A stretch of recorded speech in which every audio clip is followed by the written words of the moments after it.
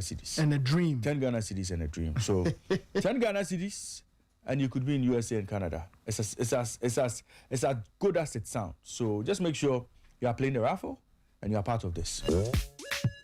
Well, Nathan, there's a little matter of the 24th Africa Senior Athletics Championships. And it's slated for May 12 to May 17, 2026 at the University of Ghana Stadium.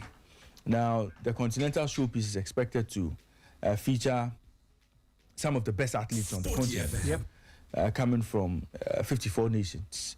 And the launch was held last month, and the promotion, or the how do you call it? We are, as much as possible, trying to get people to understand exactly what's going to be happening. The awareness has to be on. Of course. People have to be aware that Accra 2026 is here. Feel the heat. Yes. It's the biggest gathering it's the biggest thing on the African athletics calendar. So it is important that people know that is happening. It's important that people know that it's happening here in Accra, in Ghana. The continent's best athletes, the continent's best runners, sprinters, middle distance, long distance, jumpers, throwers will all be here sometime in May to fight for medals, to show their stuff, and to showcase African athletics to the rest of the world. And Ghana is very proud and very happy to host the rest of the continent. You know, we hosted the African Games a few years ago, and we are repeating the trick, this year. So it's important, and as Sporty FM, we are very happy to be part of this. We are very delighted to play our part, and I'm sure the wider sporting media is equally happy to do all they can to give the event the necessary attention and awareness, so people know that it's happening. So fans will come out and watch, and people will enjoy athletics, the best of athletics that Africa has got to offer. Right. We are joined on the line by the president of Ghana Athletics, Mr. Bawa Fuseni, who will be bringing us up to speed on what's been happening so far. Mr. Bawa Fuseni, good morning to you and welcome to Sporty Breakfast. Thank you very much, my brother. And a good morning to all your cherished listeners and my good friend Nathan and all your production team in the studio. Right. Thank you very much, Bawa. Bawa Fuseni, since the launch, I think we haven't spoken yet. Congratulations on a very successful launch of the 24th edition of the Senior Athletics Championships. Thank you very much. And I was so happy and proud to be associated with your station that carried live and did the podcast.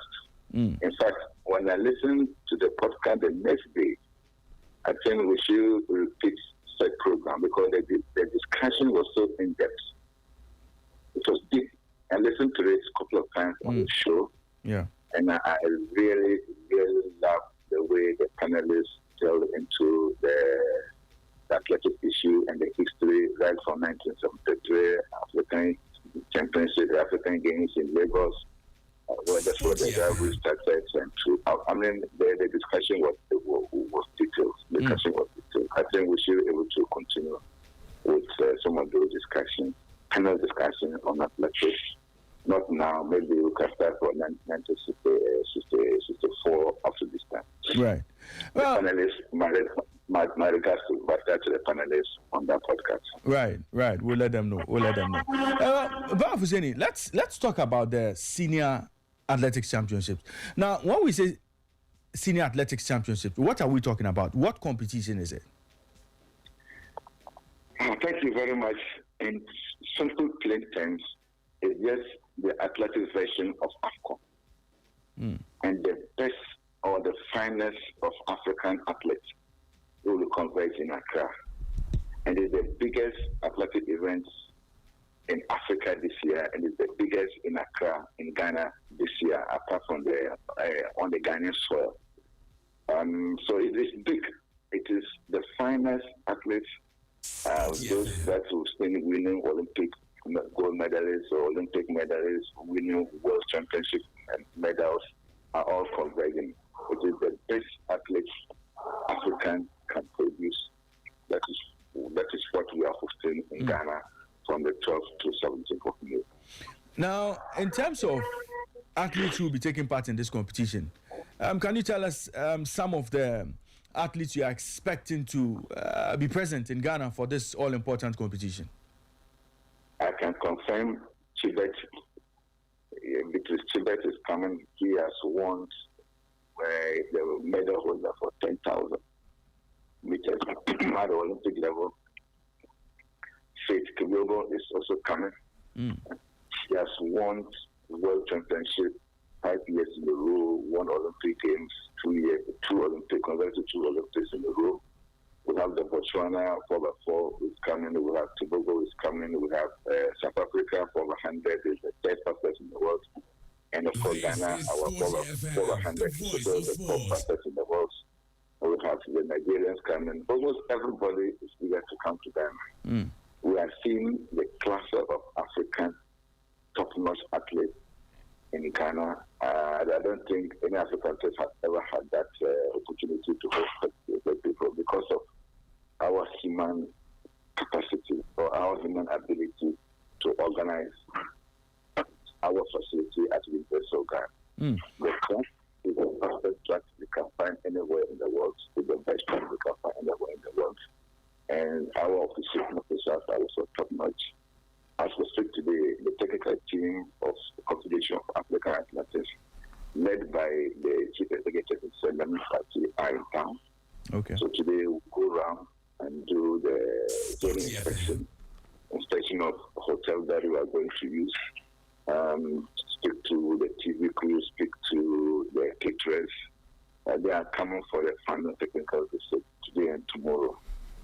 So we'll be in Legon at 3:30. We'll meet with the Legon Stadium managers, and they also inspect our equipment.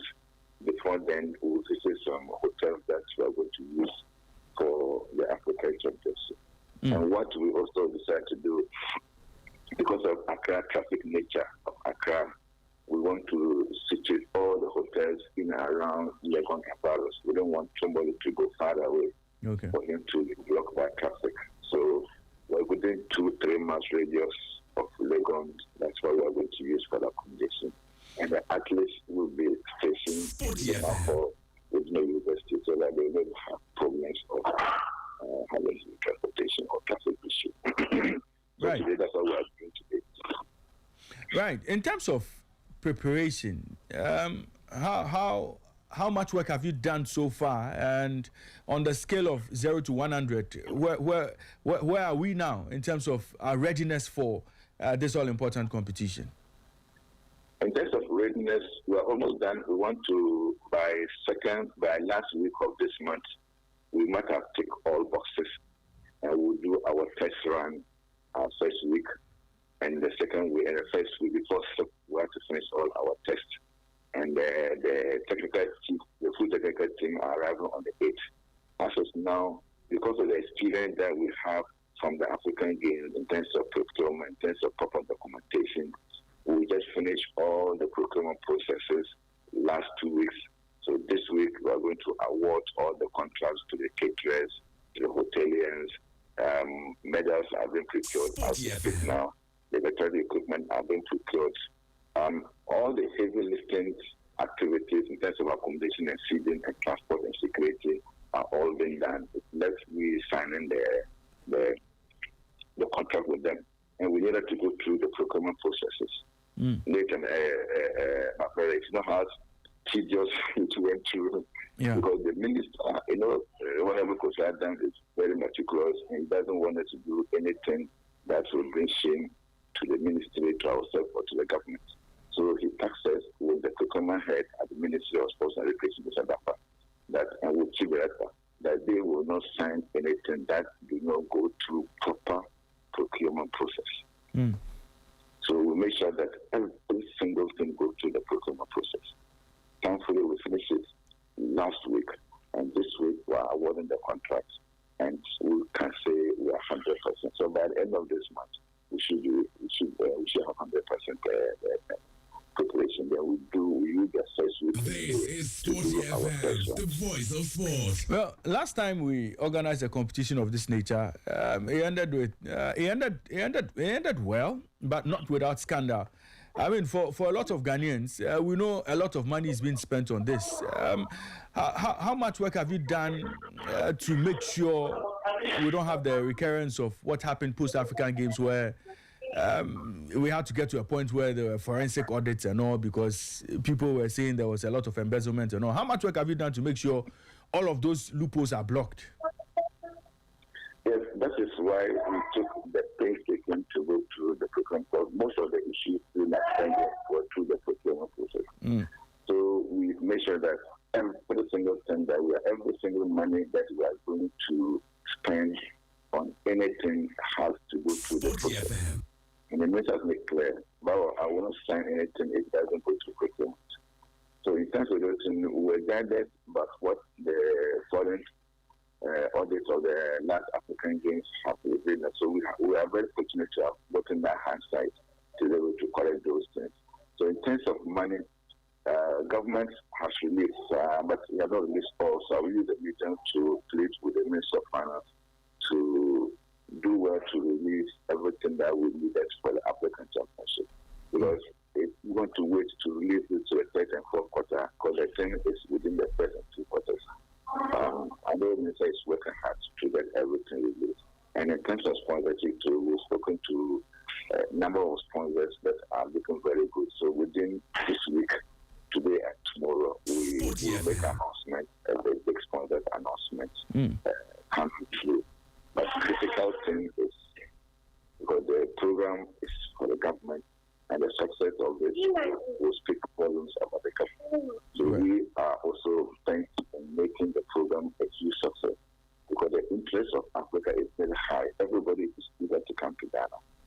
And we will take advantage and make the program very successful. I'm just reiterating my appeal to the finance ministry to release the approved budgets from the ministry, so that we don't have to come back and start to blame each other for lack of funding. Irrespective of that, we are also raising our own money to be able to augment the support Minister of Finance and government through the Minister of Sports and Recreation is offering. Let me ask you this. In terms of getting sponsorship from corporate Ghana, has there been good response from corporate Ghana as far as this competition is concerned? Have you had the response that you want? The unfortunate thing is, because of the World Cup, most traditional sponsors are tailored towards the World Cup. So it's difficult getting through the traditional people that we normally go for sponsorship. So this time we went outside those circles, and we spoke to 2-3 Chinese firms that yesterday one of them came back that they would like to take the co-sponsors. And we have a Ghanaian company, I don't see the name now. We had a meeting with them last Monday, and they are coming back to us today for the partnership. It's all local. So we are looking at 2 Chinese companies and 2 Ghanaian, interior Ghanaian companies coming on board within this week for us to confirm their participation. And all indications are that it looks good, but we can't just go ahead and mention their things until we pen and paper. So possibly tomorrow, Friday, or latest by Monday, we will make a big announcement about this is Sporty FM, the voice of sports. Now, before you go, at the launch of the event, you mentioned that Ghana was set to procure world-class timing systems ahead of the African Championship. I just want to know, has it been the case that we've never had world-class timing systems for all the competitions we've organized in this country? No, we have. But there were few other equipment that we didn't have. For instance, the full display boards. Like when they are running, you see there's a full display boards inside the turf. So that when they are running, you see the time. Yes, that one that we didn't have that one. So this time we are procuring 3 size one, not 2 size one. We are procuring 3 size one. We are also preparing infrared measurement device, so that when they throw javelin or discus, you don't have to use a tape to go and measure. You just use the device to the computer will take the measurement. So this is what we are, and we are also buying some softwares that will be able to telecast the time directly to the scoreboard in the stadium and to a TV. Whatever appears on the scoreboard is also supposed to appear on the TV. So whatever you are in the house watching on the TV, whatever you see on the TV, those in the stadium are also watching it on the big screen and the online screen. All of them has got different software from Finland, and that's what we are procuring. And we are also getting an expert from Poland to come and help us do the timing, because we can't take chances of this magnitude of competition. So we are augmenting our electronic equipment. We're also getting technical expertise from a Finnish company in Poland. Finally, Ghanaian athletes will be in action as well. How far with preparations from Team Ghana? Yes, Team Ghana will be in action. And thankfully, we are doing our competition this weekend at the University of Ghana Stadium on the 11th. After 11th, we move the team to camp. But the team is going to be smart team. We are not going to go to the African Championship with mass participation. Because mass participation, if we don't take time, we are going to humiliate ourselves. So we are taking the best local athletes, most especially the 400 boys and the 400 guys who broke the Ghana record of 49.35 last 2 weeks or last 3 weeks in Cape Coast. And those foreign-based athletes, yesterday, I had a lengthy discussion with them. We are seeing possibility of those who are available, those who know they are available due to their school commitment. So I know for Lamwa will be available for World Race and African Championship. As much will be available for African Championship. Shamina will be available for African Championship. Bushu wasn't too sure. Fuseni will be available. Mustafa wasn't too sure. Banabat Ade wasn't too sure. But in terms of the 400, if we don't get all the compliments from the foreign-based athlete, we've got a very good local athlete and they can compliment them. So we are going to camp about 10 athletes, very good local athletes who can win a medal. And there are 400 little boys for the first time in the history of Ghana that local athletes, junior athletes from school are doing 45 seconds. So we are giving these 4 athletes who are making 45 seconds the best opportunity we can offer them through the African Championship, through the World Junior Championship, through the Commonwealth Games, and see what they will do next year with Championship. If they're able to support these athletes, these young athletes for 45 This athletes, is Sporty FM, the voice of sport. we can rival the top African countries like Zambia and Botswana and 4x4. If we keep them very well to the next year, I can say that World Championship will be an interesting place to work Ghana 4x4, not like 4x4. Right, Mr. Bafuseni, let me say a big thank you to you for joining us on the show. We wish you well. Today, we know you're having a very important inspection. We wish you well, and we pray that everything goes just as you wish. Thank you very much. Thank you very much. And I regard all your production, and I'm so grateful to your station for giving me the opportunity to talk and always continue to support athletics. Thank you so much. You're welcome, Bafuseni. Have a good day. So that was Mr. Bafuseni. He's the president of Ghana Athletics, sharing his thoughts with us on work they've done so far as the 24th CAA African Senior Athletics Championships is concerned. The competition is expected to start here in Accra on May 12th. The competition would end on May 17. Competition will be held at the University of Ghana Stadium. It's Accra 2026. And they say, feel the heat. Nathan, are you feeling the heat? Are you feeling the heat? Not yet. Okay. But the competition is coming. It's happening. Yeah. It's happening. Listening to Bar, I mean, it's great hearing that they are putting all the things in place. Logistically or logistics-wise is very important because the event will happen whether we like it or not. So we have to put our best foot forward on the organizational side. So that is okay.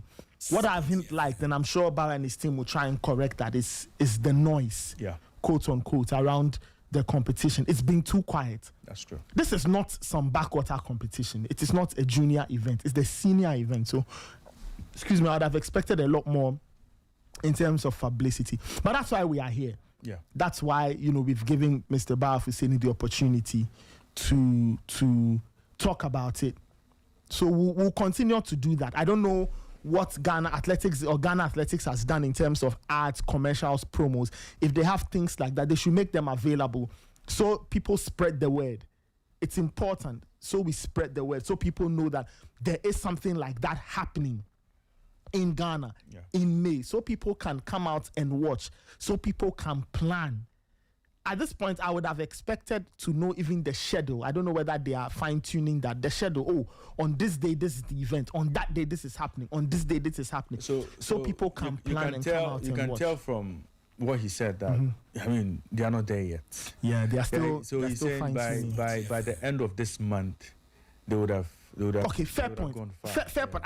Look, I understand. I'm sure the biggest headache now is getting the technical parts right, timing systems, running tracks, because those are the key pillars of the event. Whether people show up or not, athletes will run, athletes will jump, athletes will throw. You need to measure times and distances, so that's okay. So when that part is done, then I will expect to hear a lot more on the noise, the hype, the commercial thing, because there are some huge athletics fans out there. And for somebody who has never even gone to see an athletics event before, this is an opportunity for them to go and see, watch somebody run and just enjoy a day out, right? Enjoy a day out. For me, that's the big thing. But of course, they are trying to sort out all these other things, which is important. So we'll give them all the support. We'll follow up and give listeners updates to know that this is what's happening. The tracks are ready, facilities are ready, everything is ready, and then we move on. On a lighter note, though, have they sorted out the scoreboard? The scoreboard is still not in place. It's still not in place, so it's still out of position, Nathan. But we'll see. We cannot have the African seniors without the scoreboard. Maybe they'll bring the one from the Accra Sports Stadium. Because there must be a scoreboard. There must be one. I'm sure when we speak to Bawaf Husseini after the inspection, they'll go to the facility today. And of course we'll be part of them. We'll be part of the inspection. And I'm sure there'll be some updates on the scoreboard. So I'm sure today we'll get to know exactly what the status of the scoreboard is. It's going to cost them quite a bit to get a scoreboard immediately, but we'll see. But that's the African Athletics Championships for you. Expected to bring in some of the best athletes on the continent. We have been told that some of the big names will be in Ghana. We'll see how things go. But Nathan, in terms of scandals, I like the fact that Bawaf Husseini has spent a lot of time speaking about making sure the right procurement processes are followed. Important. And he also mentions that the minister, Honorable Kofi Adams, and the chief director would not sign anything that has not followed due process. It's very important. In terms of procurement, sir, because a lot of the issues we had with the African Games was procurement related. And they wouldn't want that to happen again. And so, with all the amount of money that's been pumped into this competition, Nathan, we cannot have another competition where post-event vendors are claiming they haven't been paid, but monies have been expended on some of these things. All of those things will be a thing of the past. So I'm happy that Bawaf Husseini and his people realize that there's a possibility of all that happening. Of course. And they are taking the right steps to make sure post-competition there are no scandals, there are no issues, there's no drama around money issues and all. So, again, we are hoping that the right things are done, and we are hoping that hopefully by the time the competition is done, by the time we are done with the competition, we are going to see a world-class event, and post-competition we'll be here to talk about the beautiful things we saw at the CAA Africa Athletics Championships. Not any, we will not be talking about how athletes were conveyed in the back of pickup trucks, how cyclists were given Buzanga bikes instead of the fiber bicycles. The cycling team. I think if Immortal is here, the cycling team, they showed up with Sporty a bicycle that was not fit for purpose. They showed up the with African Games. They showed up with some bikes that some Buzanga-like bicycles, and only for us to be told they couldn't procure the right bicycles for the team. All sorts of stories. I mean, we've had things in this town, but I mean, we are just hoping that the Senior Africa Athletics Championships will take a different twist, will take a different turn, and deliver a world-class event, and it would leave us with positive talking points about the event, and would cut out the negative. So we wish them well. Today they would have their inspections. We'll see how it all ends. Tomorrow we'll be back to bring listeners updates on how far they've gone with preparations and how far they've gone with trying to give us a world class spectacle. This is still Sporty Breakfast live on Sporty 106.1 FM in Accra, 102.5 in Takoradi, and 91.3 in Kumasi. And the sports minister has been speaking. The sports minister has been speaking, and the sports minister has been talking about the new coach of the Black Stars. Nathan, we've had all sorts of names being thrown around. All sorts of names have been thrown around. All sorts of names and all kinds of interesting things happening behind the scenes. Yes, and well, hey, the Football Republic. Ray, the kinds of interesting things they do sometimes. That's how we like it. That's how we like it. Listen, one day, we'll tell you a fascinating story. One day, we'll tell you a very fascinating story. Right? We'll tell you a very interesting story as to how... as to how certain strings were pulled and a certain name, which was supposed to be the people's choice, the front of the queue, yes, suddenly disappeared from the short list, and now we have 3 Portuguese people on that short list. One day we'll tell you a story of how that thing happened, but that's a story for another day. But Nathan, which Portuguese are in the short list? According to rumors, yesterday I mentioned Paulo Bento, Carlos Queiroz, and Fernando Santos. So those are the names. 3 Portuguese managers. 2 of them are above 70, I think. Yeah, 2 of them, 71, 73. Oh, Nathan. And then there's Paulo Bento. Paulo Bento faced Ghana in the last World Cup. And he lost 3-2. Which could beat him? Oh, is it not your friend? Oh. Nana Otoado. Oh, Otto the Great. The great Otto. So he gave Otto his first win at the World Cup. Yes, he gave Otto 3. It is why in the World Cup, Ghana's World Cup coaches league table, Otto is second. Oh, okay. Is Otto second? The points table. No, I think Otto will be third. Otto is third. Because Doya leads all time 6 points. No, so Doya leads 6 points. No, 6 points. Doya. Really? All 6. Yes. Second US. Yes. So 6. So 6 points. Then Milo has 4. Okay, no, but I see Milo would get more credits because Milo went all the way. I'm coming. But I know I'm talking about just matches won. Okay. Right? We are talking about because unless of course you want us to add the knockout. If you add knockout, they are not calculated on points. Yeah, so but let's give Milo points. We should give Milo points so that he now comes to the top. Okay, so Milo will get 7 points. Yes. 1 draw with Australia. 1 win Serbia. Yes. 1 win USA. Yeah. Okay, so wait, I'm coming. So how do we tabulate? So let's tabulate it on number of wins. Yes, number of wins. So number of wins in terms of Ghana's World Cup history, the coaches league table. Milo 2 wins, 1 draw, 1 loss.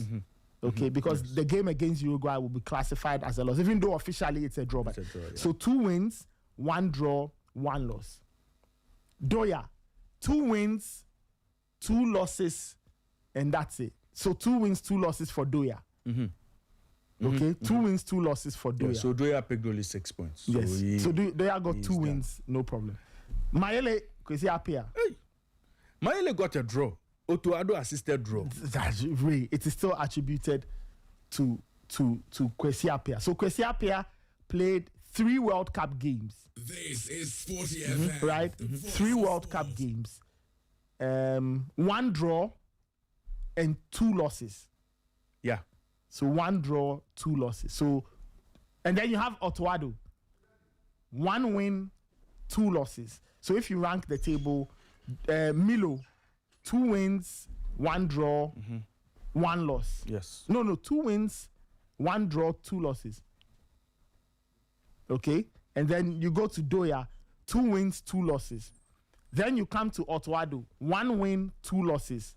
And then you come to Kwesi Appiah, 2 losses and a draw. Okay? 2 losses and a draw. So that's the coaches' league table in terms of Ghana's history at the World Cup. So that's where we are. Now, we don't know what that record will look like in this year's World Cup, because that record will now enter the system, and then we'll see where to place that coach in terms of what Ghana has done in the World Cup. So those are the numbers for those who are interested in, When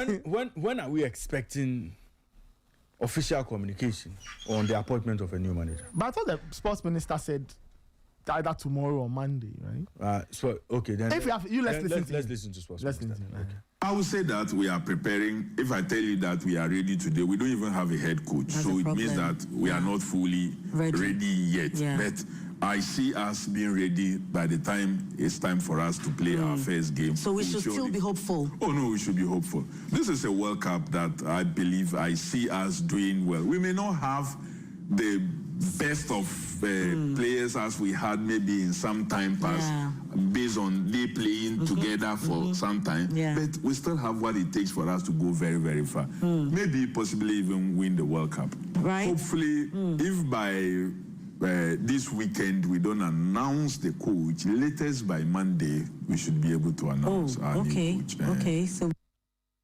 Well, that was Honorable Sports Minister speaking with City FM or Channel 1 TV.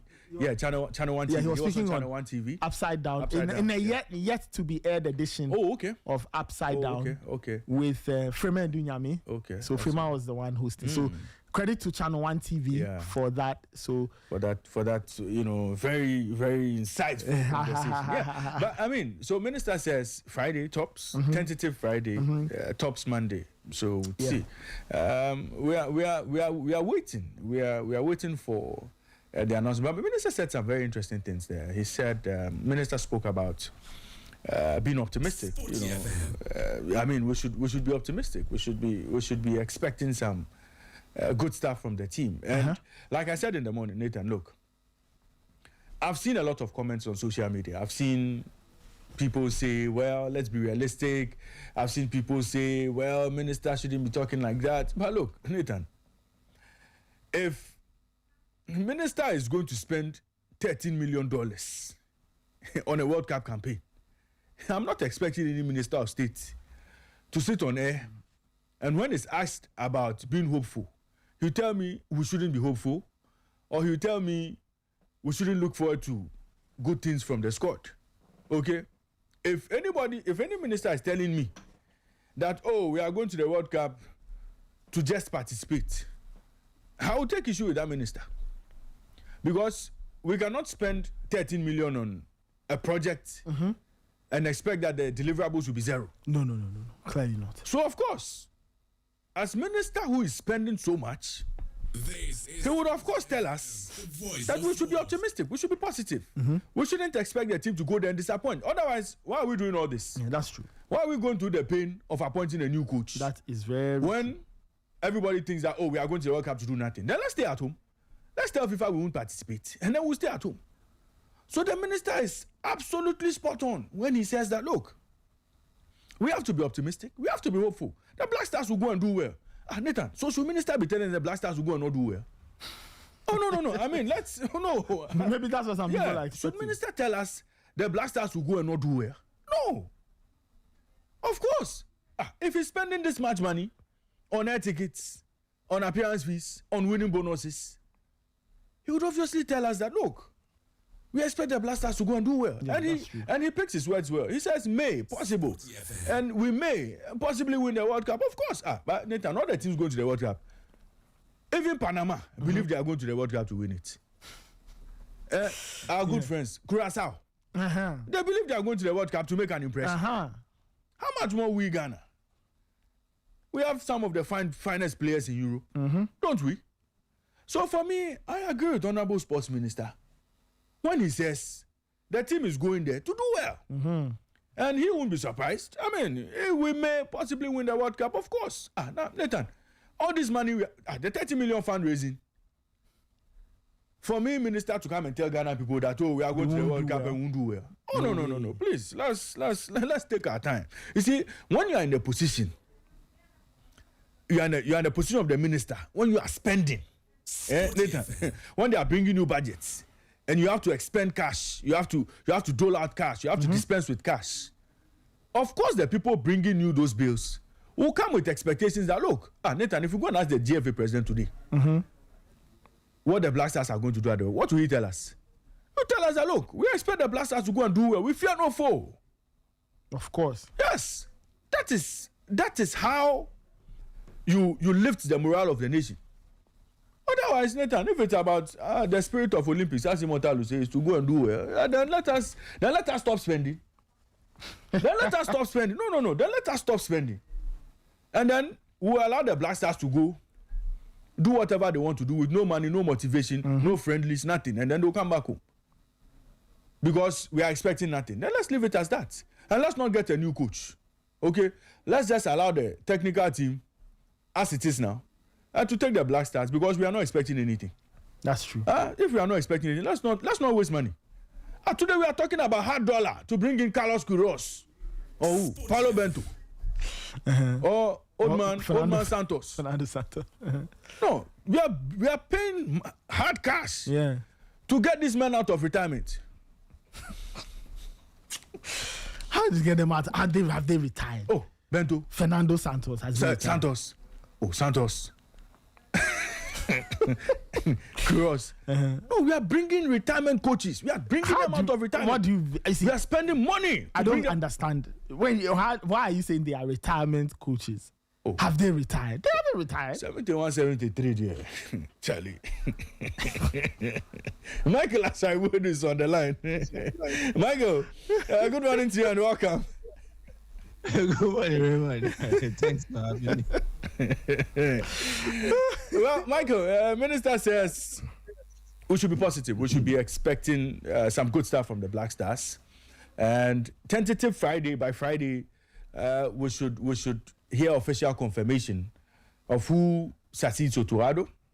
And, at the very latest, Monday next week, we'll know who the coach of the Black Stars is. Your quick thoughts on everything that Minister has put out in the last 24 hours. I think that in any public speech delivery where the speaker is of a certain figure or of a certain status, the communication should be balanced between reality and optimism. You need to be positive about it, because there will be a counter effect if a speaker delivers a message and then the message triggers fear instead of triggering hope and encouragement. And so when public speakers who are public figures, like occupying official positions in government, Sporty FM. It is supposed to whip up enthusiasm. It is supposed to drive inspiration. It is supposed to uplift the mood and then elevate the hope levels of such a people. And so presidents, ministers, statesmen, they mostly speak in an affirmative manner, a positive manner. And so if you understand the scope and understand how this process works, I don't think you should be so much incensed, or you should take a certain stance against whatever a minister of state says about the country. It will actually be a counter-effective approach if a minister of state gets the opportunity and he says, oh, Ghana, our team is not good. We can't do anything better at the World Cup. We won't even qualify from our group. It is counter-effective to every approach that they've embarked on. The minister is not supposed to speak in that manner. Yes, he can't be a realist. He needs to be an optimist. He needs to be positive about it. So understanding his speech means you need to understand the kind of position that he holds. I believe that in private, if you engage the minister in any sort of conversation, whatever thing he will say will be slightly different from what he has to say in his position as a minister of state.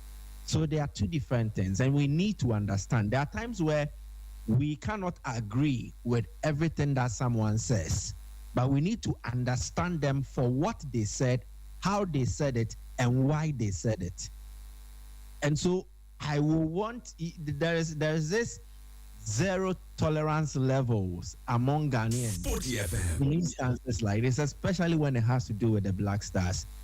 The way we are quick to counter a certain speech delivery, it is not always the best. Yes, when we as media men, when we as sports analysts, pundits, presenters are to subject whatever message has been delivered to scrutiny, we are allowed to attach some aspect of realism to it. And the reality is, yes, we don't have a good team.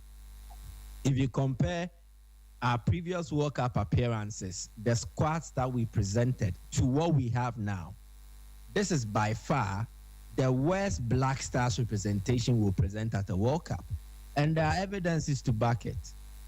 I don't want to sound like a broken record, but the 2006 squad had experience and exposure, and then they had consistency. A chunk of them from the 2001 Under-20 World Cup squad: John Mensah, John Pencil, Emmanuel Adequaye-Papo, Mike Malaysian, Eric Boateng, Razak Bimpong. They were all part of that squad, including goalkeeper Jojo. Again, in 2004, when we competed at the Olympic Games, this Under-20 squad, some of them made it to be part of the Olympic squad, including John Mensah, Adequaye-Papo, John Pencil, George Owu, Razak Bimpong, and Asamoah Gyan, whose academicals had not made it to that level we expected yet. So Jan did not get the benefit of playing for Black Starlets or Black Starlights, but he also had he aside missing out on that, there was a benefit he had in being part of the Olympic Games squad together with his brother Bafo Chan, and that transitioned him into the Black Stars proper. So by the time 2006 World Cup came, we had players who had tasted not less than 3 tournaments at the age limit levels with Ghana. So it was not new to them. We built on that, and the core of that team remained. And so that is how come when we added local players to it, the backbone of that team was solid enough that it protected and covered or papered over the flaws in the local players. So they were able to settle in and play. 2010, we still had remnants of a 2006 squad. Some were near the end of their careers, like Stephen Appiah, who injury had actually impacted. So he wasn't at his best. But we were lucky again to benefit from not just the Under-20, but a successful local Black Stars team. It was then at the advent of the CHAN, where we had gone to and finished as runners-up to DR Congo. So the Liadis that we saw in 2010 were products of the CHAN team. Then at the Under-20 level, there was Andre Ayew, there was Opoku Ajiman Bedu. They had also been part of it. And don't forget that in 2009, the CHAN team that played had the likes of Samuel Inkum. So we put them together, the best of the CHAN team, the best of the Under-20, mixed together with the remaining members of that 2006 squad. So there was an improvement and a carry-on effect because Milo was partly in charge of the local Black Stars. So he knew the players he could draft into the 2010 World Cup squad. He had also handled the best of the Under-20 squad and then molded them into a makeshift Black Stars team for the AFCON tournament, where we went all the way to the final and lost to Egypt, courtesy that goal from Mohamed Nagi Gedo. So by the time the World Cup came, Milo knew who he could fall on in terms of the local component and then also the under-20. Brought them together. Then we added a bit of the diasporans in Kevin Prince Boateng. We added him to the team. 2014, it was quite similar. But we hadn't achieved that level of success at the 2013 U20. So we were not able to promote a lot of them into the Black Stars team. That 2013 U20 squad, the Clifford Abuajes, the striker, the name has escaped me, went on to play for Power FC. They did not really make it into a team like Sporty FM, the voice of sport. And that was where our problem started. Why we were able to get succession plans from 2006, 2010 was because the foundation had been laid by a certain football development plan. And the trickle effect was what we benefited from even after 2006. So we were able to have solid U20 teams. I think after the passing of Jordan Anagbla, we were not able to continue with that U20 project. And we saw gradual decline in our under-20s. They had wanted to emulate such a plan. That was when they added Jordan Ayew to the U20 squad that went to South Africa. I think it was in 2011. And we flopped woefully. Sporty FM. So the point is that after those period of successes, we neglected what we used to do that brought us success at that level. And our various junior national teams started to dip in performances. We were no longer making it to the Olympic Games. We were struggling to make it in terms of the U20, the U17s, and then it was a multiplier effect. It trickled down to the senior national football team not benefiting from such. So it meant that we needed to look at a quick way of addressing the issue, which was more palliative in my opinion. So, let's go for foreign stars. That was when we settled for the Kwesi Appiah. I don't know if you remember Kwesi Appiah, the striker. We brought all of them. Yeah, we brought him from the championship. Yeah, quick success. If we don't have a good national team, so any player that emerged in the diaspora, we went after. We wanted to bring them on board. And we have continued with that tradition to the extent that it has diluted our football identity. So we don't know what the Ghanaian football identity is. And then we have a group of players who are not well cultured in terms of the typical local football culture that we have. So a lot of the players we have now don't really understand the dynamics of playing for the Black Stars. But if he was Appiah, he had gone through under 17, and he would tell you the struggles he had to go through to make it to the U17, the struggles he had to go through to get selected for the U20. So if he makes it to the senior level, he knows the struggle, so he plays with that passion. You see, I'm not saying that these diasporans don't play with passion, but it would never be matched or matchable to what the typical local player who has gone through the mill has also gone through. So when the two are playing, you can clearly see differences. You can clearly see it. And then they also don't struggle to adapt like the diasporans do. So we have discarded a certain way of doing things that brought us success, and we have embraced a more simplistic and easy approach, which is not yielding the kind of success that we want.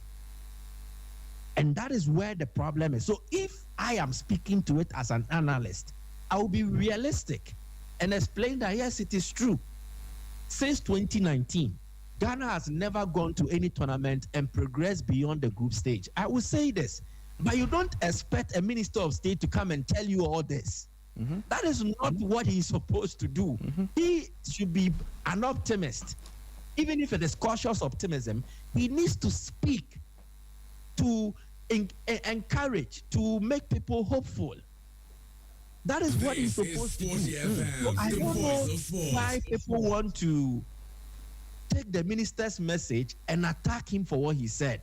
That he knows we are not going to do well, and he still went on to encourage people. No, that is what he's supposed to do. Yeah. So you expect the preacher man to take the microphone in the church and say that, Charlie Ghana, there we are suffering from moral decadence. So it looks like when Jesus comes, all of us will go to hell. You expect the preacher man to do that? No, they are supposed to encourage the sheep. Yeah. Yeah. So the deliverer of the message or the messenger, we should understand it. And you see, there are times where the meaning of a message is in the people, not the message. So the meaning here, the minister is speaking to Ghanaians to encourage them. He said he's working for Ghanaians. So may they shame crying. I am using it to encourage you. So pick the meaning from the people he was speaking to. If the minister was speaking to his friends, it was a peer group, and he was speaking to them, the message will be different.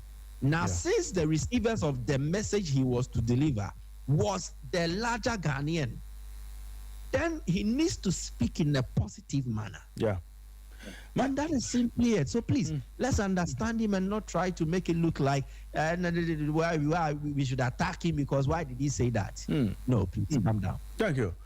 Michael, now let's talk about, I've not given you, or ever since the 3-man short list plus Nathan and I are 2 came out, we've not had a chance to hear from you on the coaches that are on the short list of the FA, has been reported.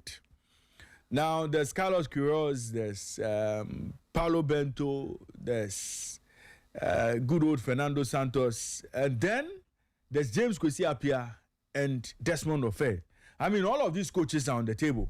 Now, your thoughts on the Portuguese trio, and then the double from Accra or the double from Ghana. That's Kwesi Appiah and Desmond Ofe.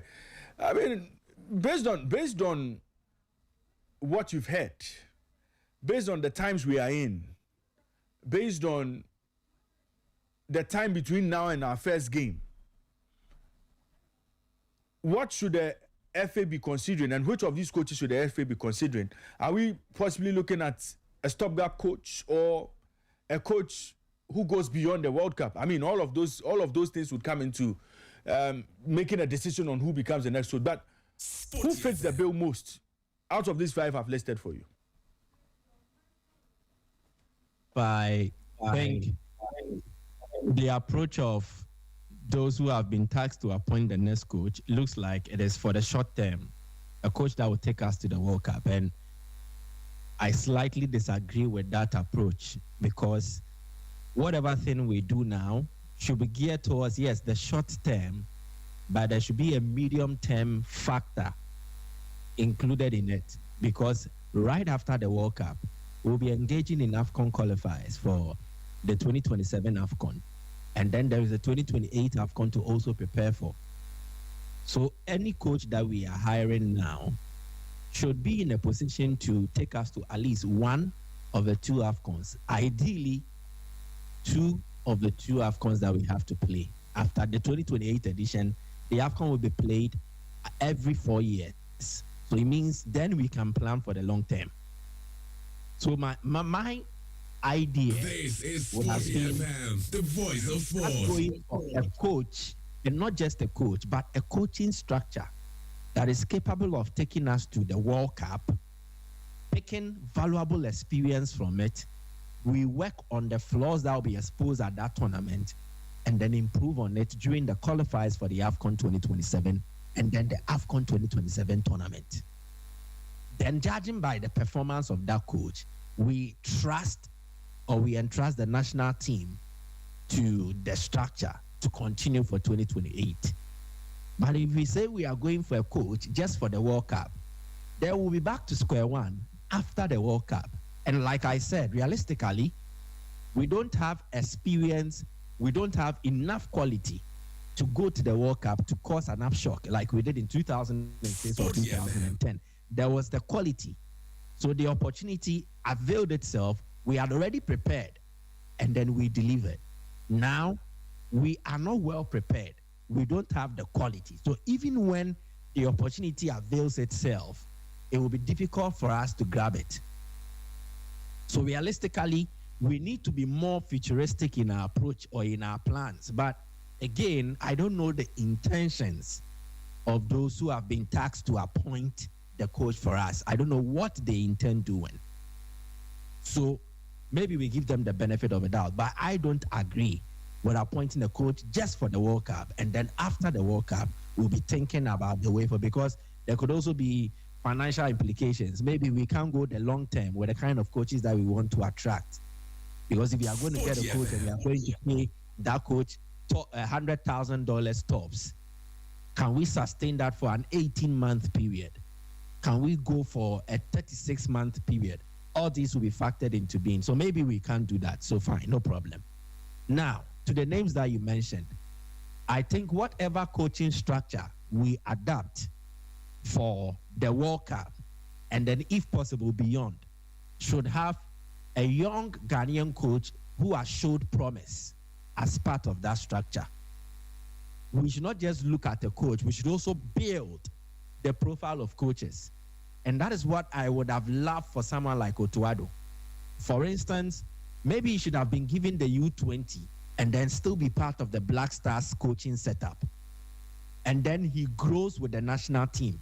So by the time he gets to where we feel he's ready for the national team, he would have picked up valuable experience and also had a clear knowledge of some of the local boys who passed through the various national teams and maybe have moved to Europe. It would have helped him. So I think we did not do that, but it is not too late. We can adopt such an approach. So for someone like Desmond Ofei, he showed promise already with the U20s. Then can we trust that if we build him up to that level, he can do a solid job for us? Yes. The early signs from the U20s are positive enough. Then let's count on him and let's build his profile. So I feel no matter what the construction of our new Black Stars coaching setup will be, Desmond Ofei should be a prominent member of such a structure.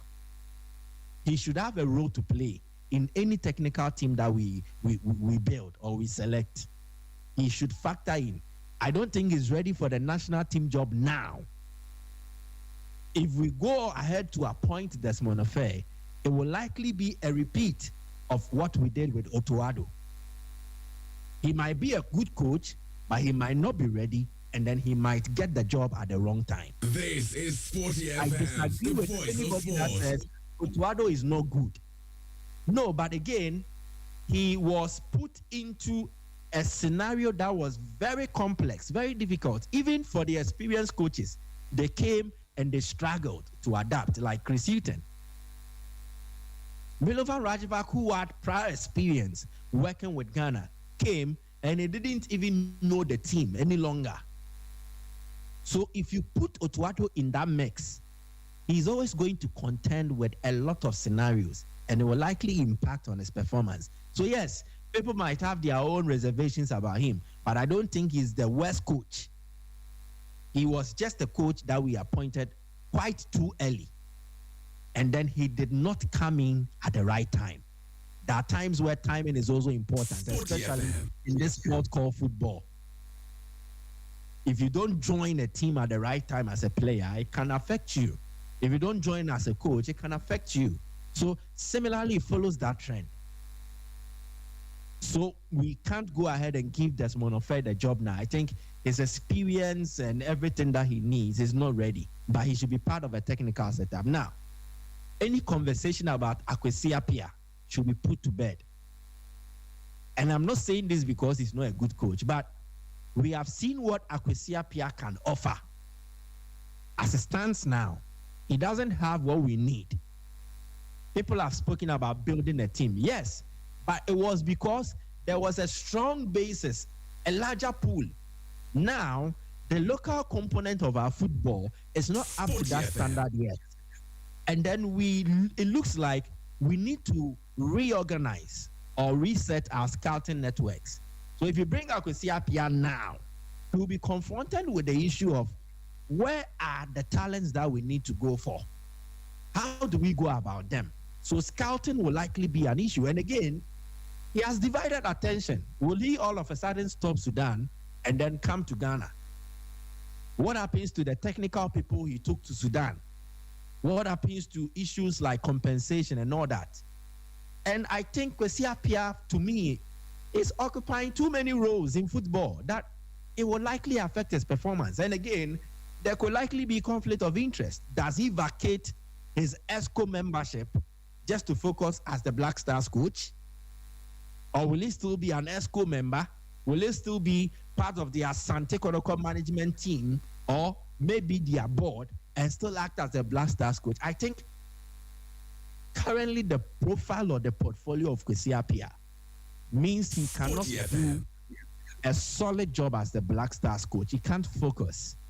So maybe we need to drop the Kwesi Appiah conversation. Now, to the three coaches, Paulo Bento, Carlos Queiroz, and then Fernando Santos. These are coaches with relative experience at the international level. Queiroz, his name goes before him. He's done quite a good job as a deputy to Silas Ferguson, went to Real Madrid quite too early. He was badly exposed. He returned, still did a job at Man U. Eventually has handled South Africa. He's handled Iran. So in terms of exposure to different football cultures, you can say he has it. He has that of Europe, he has that of Africa, and that of Asia. Even in Africa, aside South Africa, there was Egypt. And he's also a very honest person. He's sincere. When he can't do the job, he admits to it, and then he leaves. But the point is, like he encountered at Egypt, he didn't have the quality of materials to work with. This is And Sporty then FM, it was the voice of sport. his ideas. There was a way he wanted to work with the team, but the materials available did not permit that. And we saw in that tournament, it was quite abysmal for Egypt per their standard. When he comes to Ghana, will he have the right materials to work with? I don't think so. And again, Queiroz is looking like a coach of the yesteryears. He's not today's coach. The game has changed. The tactical dynamics of the game now is quite different from the way it was like 10 or 15 years ago.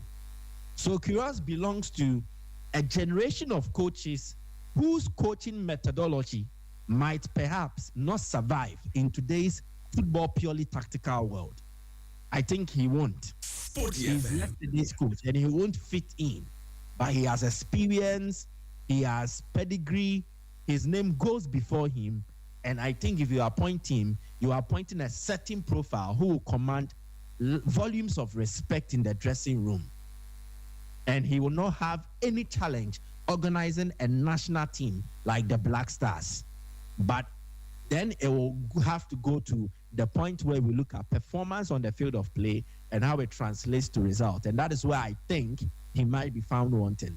Fernando Santos, quite similar to Carlos Queiroz. I think he's outlived his best years. And his best years were with Portugal, 2016 European tournament.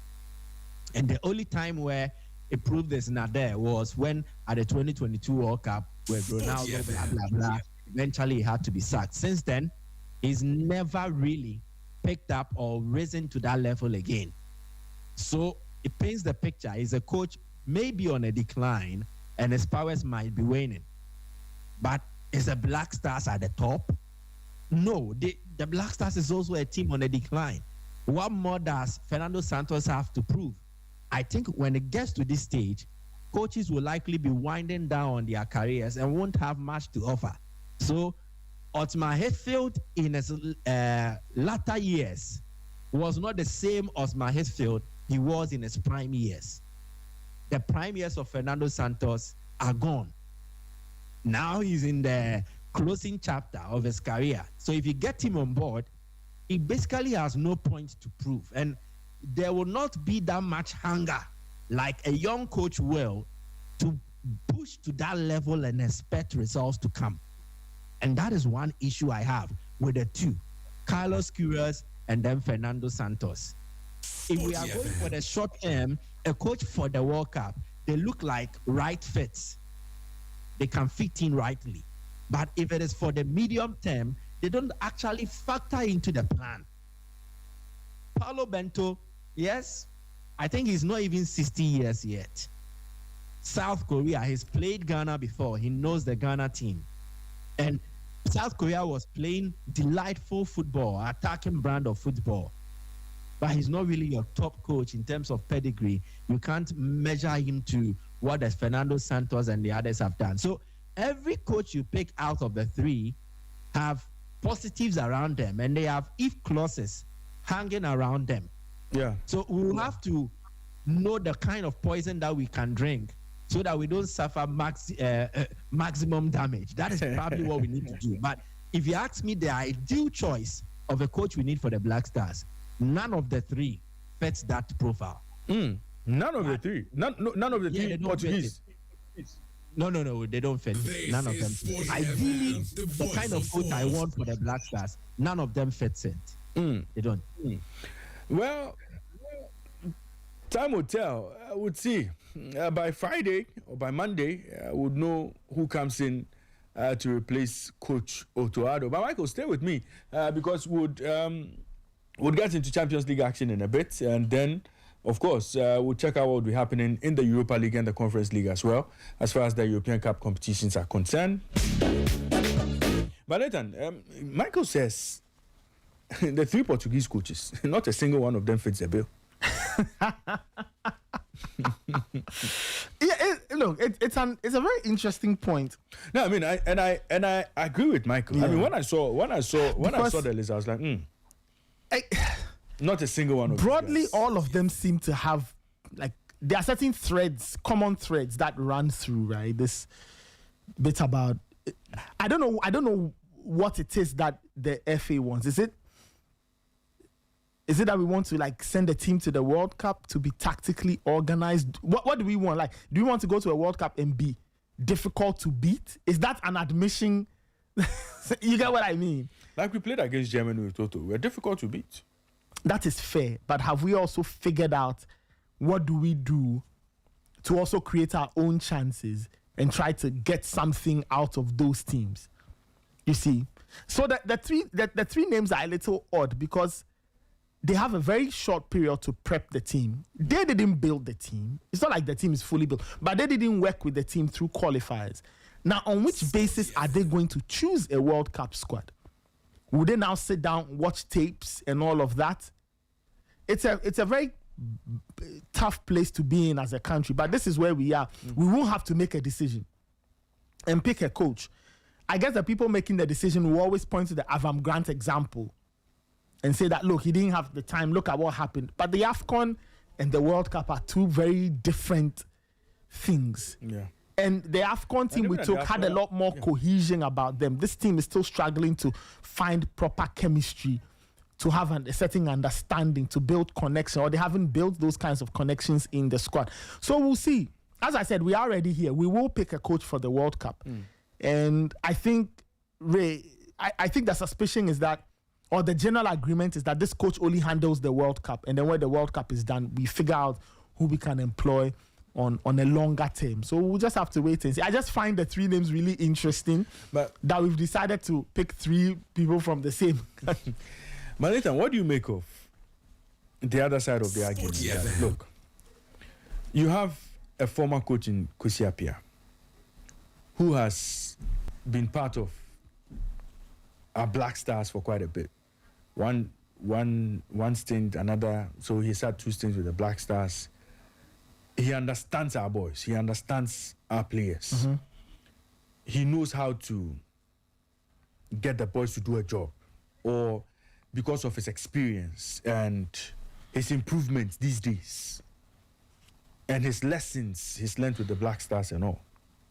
He comes in as that ready mix. You know, he comes in as that coach who would know exactly what to do right around about this time. Okay. He comes in, gets his squad, gets the boys to understand what he wants to do. He understands the boys, of course, and then he comes in as that quick. Okay, he understands them as in what?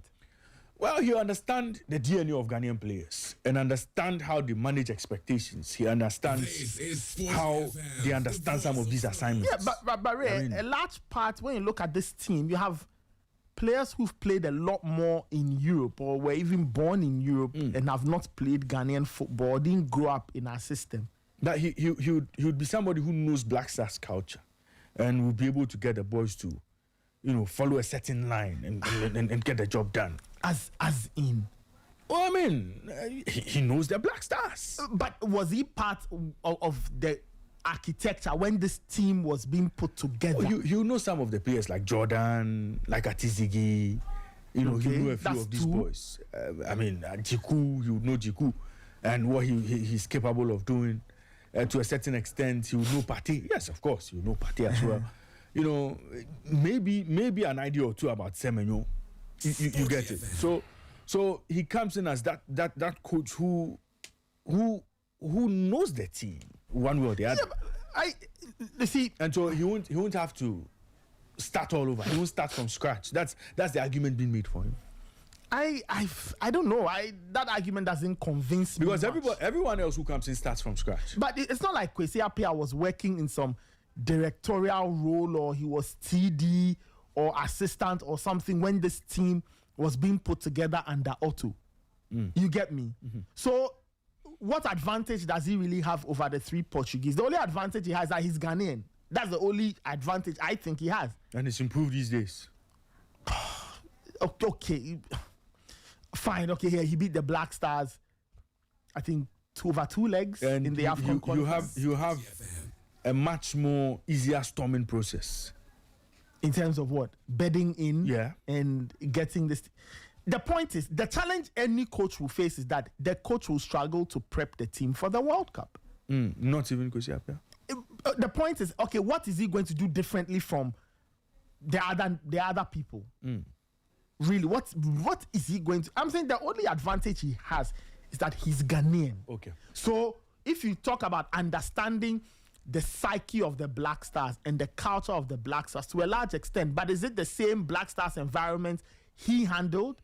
I don't think so. I think things have changed.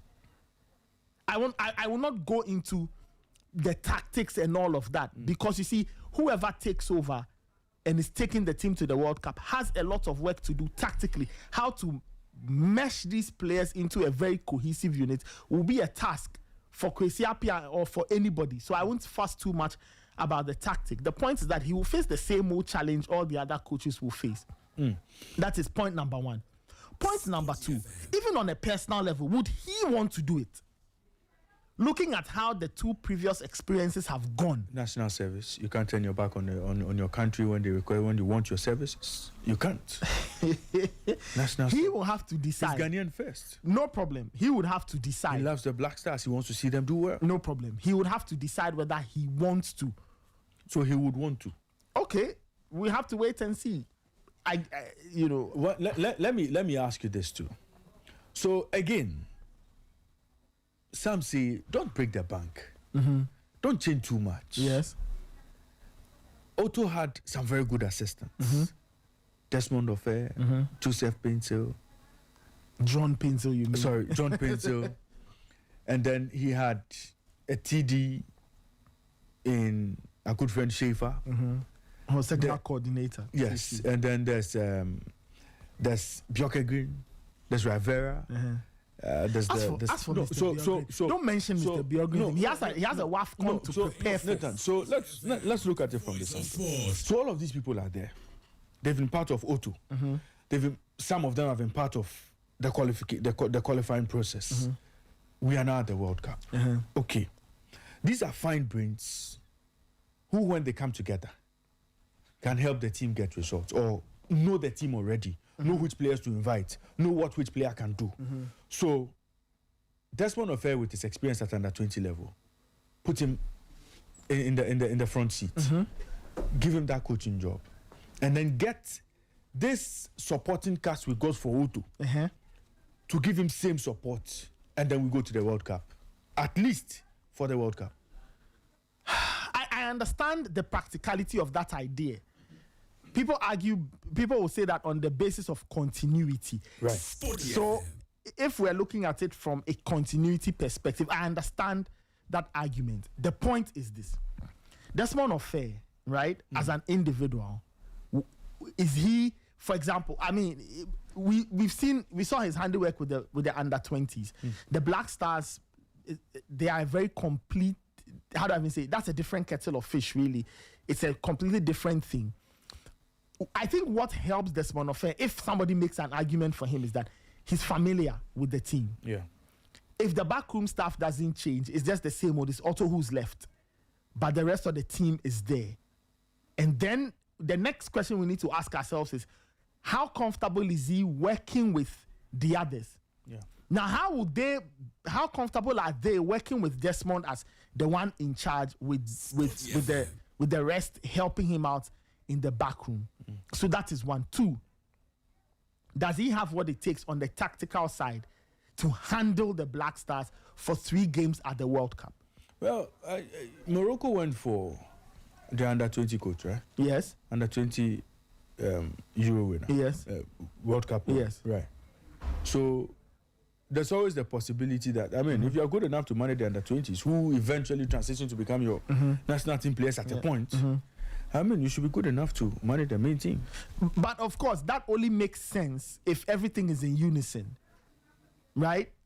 The systems make sense. They are linked and related.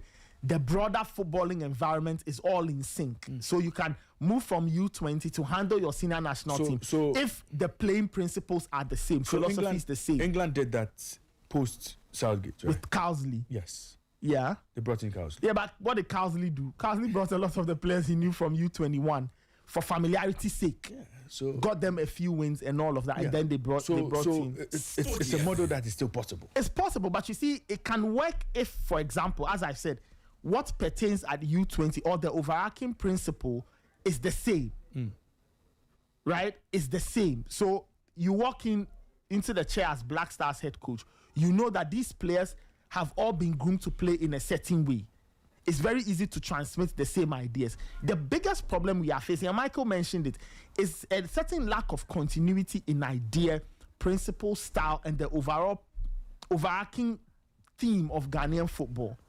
Now, when you watch the Black Stars, as we've indicated, not a lot of them are friends from U20, U17. It's a mix and match of different players who grew up in different places and all of those things. That's always a challenge, how to blend them together into a unit that makes sense. Okay, into a unit that can get you the results you need at the World Cup. So I think that the key to this lies in what we want as a country from the World Cup.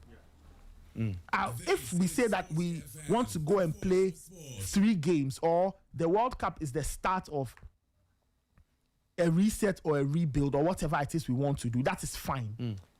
But if all of a sudden we've put expectations on ourselves to go and succeed at the World Cup, that will ultimately influence who we choose. It is why all these other names are popping up. Queiroz and co. Because, hey, we are going to the World Cup. We are going to play the best. We need to find some top-class coaches. It's simply because in our mind, we want to get out of the group and progress. Yeah. So we are trying to find a fix that gives us that. So we are all happy. And then we start the rebuild from there.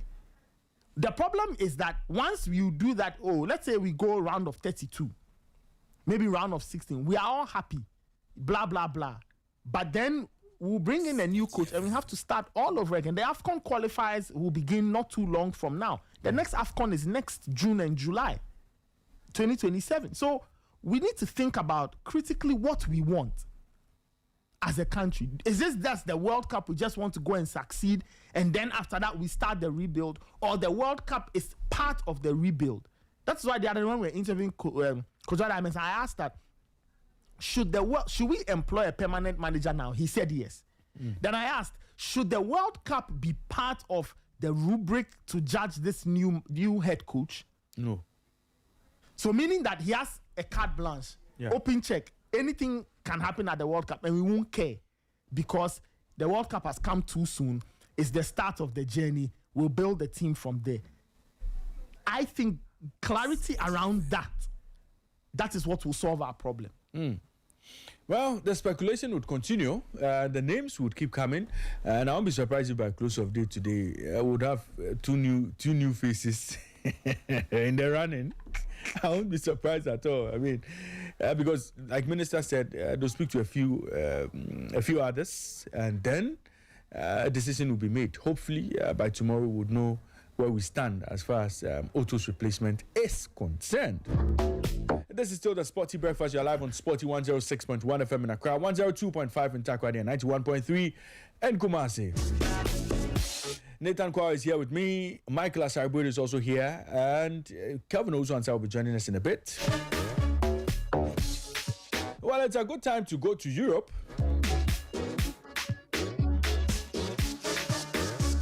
Well, there were quarter-final games in the UEFA Champions League last night. Some interesting results there. Atletico Madrid finally got revenge. Atletico Madrid, for the first time since 2006, won a game at the Camp Nou. That was the big news of the night yesterday. And of course, Paris Saint-Germain, the defending champions, they made light work of Liverpool in their game in Paris last night. Nathan, before you go, Nathan will be back in the next hour. He'll be bringing us inside French football. Let me pick his quick thoughts on. He'll be telling you more on that Paris Saint-Germain Liverpool game. There's a lot he'll be talking about. He'll break it all down for you. Everything that happened in Paris, especially Liverpool not getting a shot on target and all. He'll break down the game for you. But Nathan, let me pick your quick thoughts before you go. Atletico Barca, I'm not sure that was the result you expected. I'm sure. No, I actually felt Barcelona would win, maybe not with a wide margin, but something that gives Atletico hope in the second leg. I didn't see this happening at all, and I think that the red card changed a lot about the game. And it handed the advantage to Atletico, and rightly so. They took it. Alvarez, brilliant free kick, just as they did in the league. It was a reverse. Yes, 1-0, boom, they take the lead. Between 1-0 and 2-0, I found Atletico's performance. On one hand, as I watched the game, a part of me felt they were handling themselves well. A part of me also felt that why are they not going crazy to take advantage of that one man and cause problems? I think my answer to that will be, I didn't think, now when I look back, they were never ever going to explode. Yeah. Knowing Diego Simeone, knowing the type of football he wants to play, he would have craved control. He would have keep Barcelona at arm's length and then see what they can get. Ultimately, what I loved about how he handled the game was that despite the plan to stay disciplined, Atletico Madrid were not, how do I even say it? The changes still showed that he stayed in the game long enough to see what else he could get. It's not like at 11v10, when Barca started upping the tempo, he went defensive. They were very conservative, but he didn't make defensive changes, right? He went like for like. Griezmann at a point went off. He introduced Soloth and all of those things. I think it was all a reminder that there was still something in the game to take away. Yeah. And I think they found the goal at a great time. Could they have added more? I think so. I think they could have added a few more to complicate the game for Barcelona. But on the flip side, it was quite interesting watching what Barcelona were trying to do up until the red card. What I took away was that in the first half, I noticed they used a lot more of Marcus Rashford's side as against Lamine Yamal. And I was wondering, but why are you not going through Lamine Yamal's side? But I guess it was what they would have wanted probably, and this is my reading of the situation, Rashford's pace to get past the back line, and then now people like Lamine Yamal can play off this other side, come in late and finish the chances. The team selection also, I found it fascinating. I didn't expect to see Olmo and Lewandowski in one setup. Yeah. I thought it would have been Olmo to start. And then Lewandowski comes off later, but they started the two.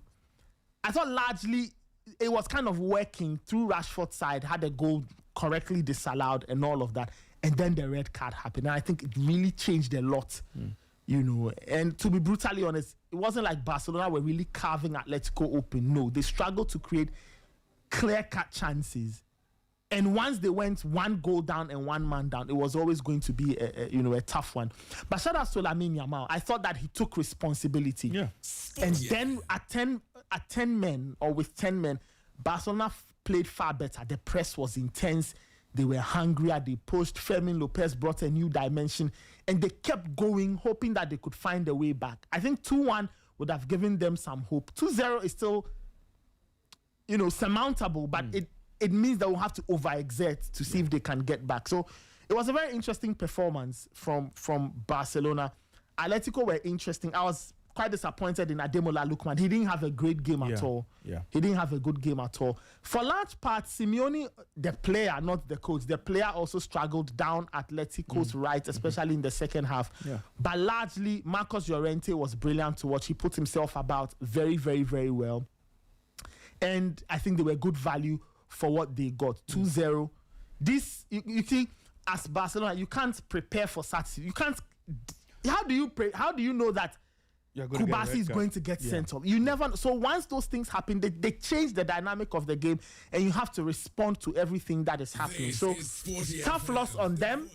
Good result for Atletico. Very, very good result for them. Now let us see how they handle the second leg.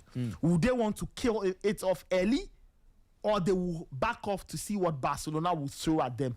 Barca now have their backs against the wall. They will go full pelt. Let's see the kind of selection Hansi Flick will produce in that second half. But as I said, it's a game that went away from them through no fault of theirs. And now they are facing a 2-0 hole they need to dig themselves out of in that second leg next week. Paris Saint-Germain defeated Liverpool convincingly. They didn't get lots of goals. They wish Should have been more. It could have been more. Job done, or at Anfield, Liverpool could come back from the dead. They could use the occasion, use the atmosphere. PSG will have to handle themselves well. But knowing Luis Enrique, he won't back off. He will not back off in that second leg. He will try and go and, squeeze, turn the screw a bit more and put Liverpool in a bad place.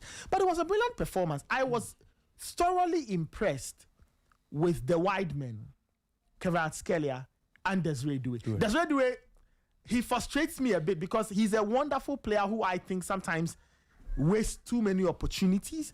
But I thought yesterday he played brilliantly. My player of the game, from a PSG perspective, was Warren Zaire-Emery. He had a brilliant game. Played very well. And it's fascinating watching these PSG youngsters and seeing what Luis Enrique has been able to get out of them.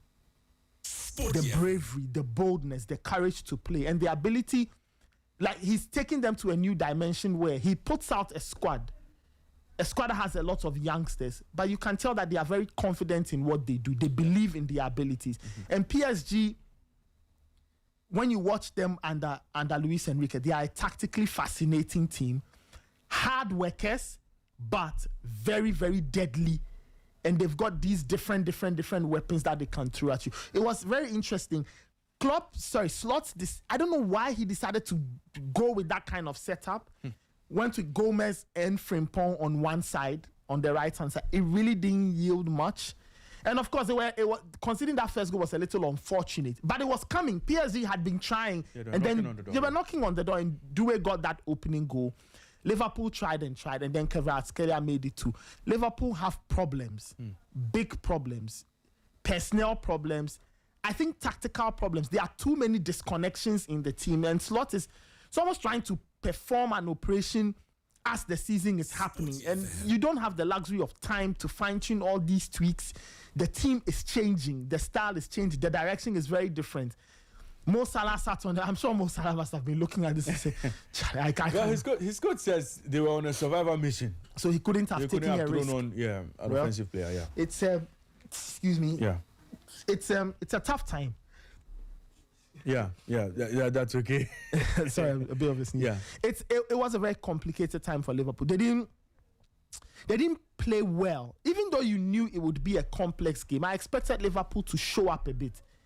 Right, I expected them to push on, but you could just tell that they were second best to PSG. PSG let them off the hook. The chances PSG wasted. Dembele struck late on a counter. There were chances for Doué and a few others, Kvaratskhelia. Liverpool have been fortunate. It's only 2, but they should expect Paris Saint-Germain to fight hard in that second half to make it a very, very complex game. But it will be nice at Anfield, the atmosphere, the aura, the fans will try and get behind the team.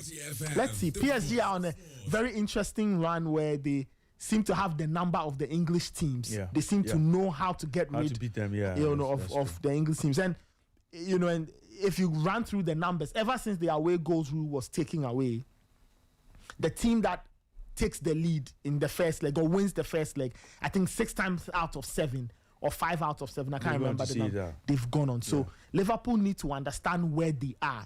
It may mean gambling and being reckless in that second half, chasing a 2-0 deficit. And what does it mean? Being cut open. Being cut open. It's the risk.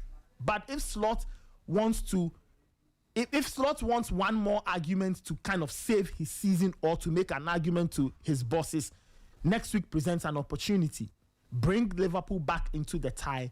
See if you can cross the line or stay in the tie, make it competitive, and let's see what happens. But it was a very interesting game. PSG have, right at the start of the season, I remember, on our episodes of Inside French Football, my co-host John Brafo would say that PSG will always turn up when the new year begins. When they know that they are in the Champions League last 16 or 8, they'll wake up and start to. And I think we are seeing a PSG team that is looking really, really good. Even without the likes of Fabian Ruiz and co, they look good. And last night was another performance that they'll be very proud of. Let me bring in Michael. And Nathan will be joining us again at 10:05 with Inside French Football. Michael, let me bring you in. Now, we saw Paris Saint-Germain play against Liverpool yesterday. It was a very dominant performance from Paris Saint-Germain. Have we gone back to seeing the Paris Saint-Germain we saw last season en route winning the Champions League? I mean, are we seeing that Paris Saint-Germain back? And if they are back, are they possibly going to retain the title they won last season based on what we've seen them do and based on the teams in the last 8? Yeah, but I think so. It will be unfair to say that they decided not to play the first half of the season and only decided to turn up in the latter stages of this campaign. It will be unfair to say that. But I think at the start of the season, they had quite a difficult time. It was because they barely had rest. After winning the Champions League, they had to also go compete in the FIFA Club World Cup, and they did not have a lengthy period of recovery. They just had to start the season straight ahead. So it affected them one way or the other. Their physicality, their intensity. We did not really see the best of their game. And also there were injuries that plagued the progression or the season of most of their players. Ousmane Dembele has had to battle for injuries. You could actually name every other PSG player and cite one way or the other an injury hiccup. So all these played a factor in why they were not so convincing in the early stages of the campaign. And it kind of mirrored how they started last season. It was about how they finished it. Their finishing was perfect. They looked unplayable. They looked like they had the best brand of football across Europe. And so clearly what is happening now is a mirror or a reflection of what happened last season. But the circumstances vary a bit. They are not the same. They are quite similar. And I say that as it stands now, they've picked form at the right time. And that's the best phrase to describe Paris Saint-Germain as it stands now. And it looks like they are meeting Liverpool too at the right time. Liverpool not in the best of form. Their confidence, like, effectively is being obliterated by Manchester City in that FA Cup. Certainly, it increased every doubt that a Liverpool fan had prior to the PSG game. So it kind of shaped the approach of Arne Slot in the game, judging by how he set his team up. It was a mental concession that they were playing against an opponent where they stood no chance, and they only had to cling on to hope and then also control the extent or the degree of damage they can suffer. So Liverpool, in their approach, had already conceded that they did not stand any chance against Paris Saint-Germain. And that will give PSG confidence. That will give Luis Enrique in enough confidence and then risk a bit of adventure from his side. We all know that PSG are quite one-dimensional. They know how to go about it. Their principles of play have always remained resolute. They play in a certain manner where they overwhelm you with their press. Without the ball, that is where they are most dangerous. And so how was Liverpool going to cope with that? So all these factors, what Arne Slot did, what he did not do, played to the advantage of Paris Saint-Germain. And I think the time and the situation around the two teams also pointed to the fact that PSG were the favorite. But it is about what they did on the field of play. They baited Liverpool to an extent. Yes, they knew Liverpool were going to overload their defensive area, but they had to bait Liverpool out. And what Slot did, it also helped. They decided to press PSG and try to make it quite aggressive for them. So PSG have fluid movement. Players are not static. They move around, especially the attackers. At one instance, there's a Due is operating from the left. You see him in the middle. At one instance, Ousmane Dembele, who should be on paper the farthest PSG player up front, will have to draw back, drive through, make carries or progressions. So it is difficult trying to man-mark them out of the game. The best way is to contain PSG and then make sure you block their channels, their zones where they make runs into. But Liverpool were not doing that. They went for more of man-to-man marking, trying to play with aggression and intensity and try to dispossess the PSG players. And it did not really work. So you could clearly see that at most times, the Liverpool structure was broken by how PSG played and how they baited Liverpool out of their zones. So they mostly had spaces to run into. Kvaratskhelia, Due, they had spaces they could run into. Nuno Mendes, Warren Zaire-Emery, they had spaces that they could pick. And you could see that at any instance, the Liverpool players were out of their positions and out of their comfort zones. If you isolate Ryan Gravenberch and you take him to the flanks, and it is a straight battle between Kvaratskhelia and then Gravenberch, definitely Kvaratskhelia wins. It is not in central zones where Gravenberch can have the benefit of the zone that Liverpool will create, the structure that will protect him. If it is on the flanks, then it means Kvaratskhelia has enough space to run into, and then he has enough space to wreak havoc. And that is what PSG was doing to Liverpool. They were picking spaces behind the laterals. Frimpong, Kekes, there were spaces for them to run into. And Liverpool did not have an answer. And clearly, Arne Slot was tactically beaten. If there was any game where he has showed that he's out of his depth at Liverpool regarding what he has to do to keep them at the top, yesterday's game was the clearest evidence. I think PSG has done a solid job on English clubs. They exposed how wide the gap was between Chelsea's coach, Liam Rosinia, and then Luis Enrique. This is Sporty FM, the voice of there was sport. a clear gap between where Liverpool are and PSG are from the tactical point of view. I think they were just a superior side. And the best thing about their result is that they kept a clean sheet. And taking a 2-0 cushioning to Anfield for the return encounter means basically that PSG have one foot in the next stage of the competition. I don't see a way back for Liverpool. They will need to play above themselves. But then it is also in the hope that it turns out to be a bad game for Liverpool, for PSG in the second leg. And I don't see that happening. So to me, I think that tie is done and dusted. Right. But Michael, let's stay a bit with Liverpool. I mean, there's a lot of talk about Slot and whether he's the man to lead this team with the quality players in there. People are beginning to question his competence, despite winning the league for Liverpool in his first season. I mean, what has gone wrong for Slot in his second season at Liverpool? And do you see him continuing beyond this season at Liverpool? To be very honest, I'll be much surprised to see Arne Slot continue at Liverpool beyond this campaign. I think everything that is happening means that he is certainly not the right guy to lead them to where they want to get to. And if Liverpool stick with him, it is because they don't have better options. And maybe they want to go one more season and then look out for a better option. But if options are available and Liverpool are convinced that they are ones they can trust to do a better job than Slot. Sporty That FM. at the end of this season they will let him go. And that is what I see or what I envisage. And again, what is wrong with Slot is that I think we're all carried away by the success, the instant success he enjoyed in his first season at the club.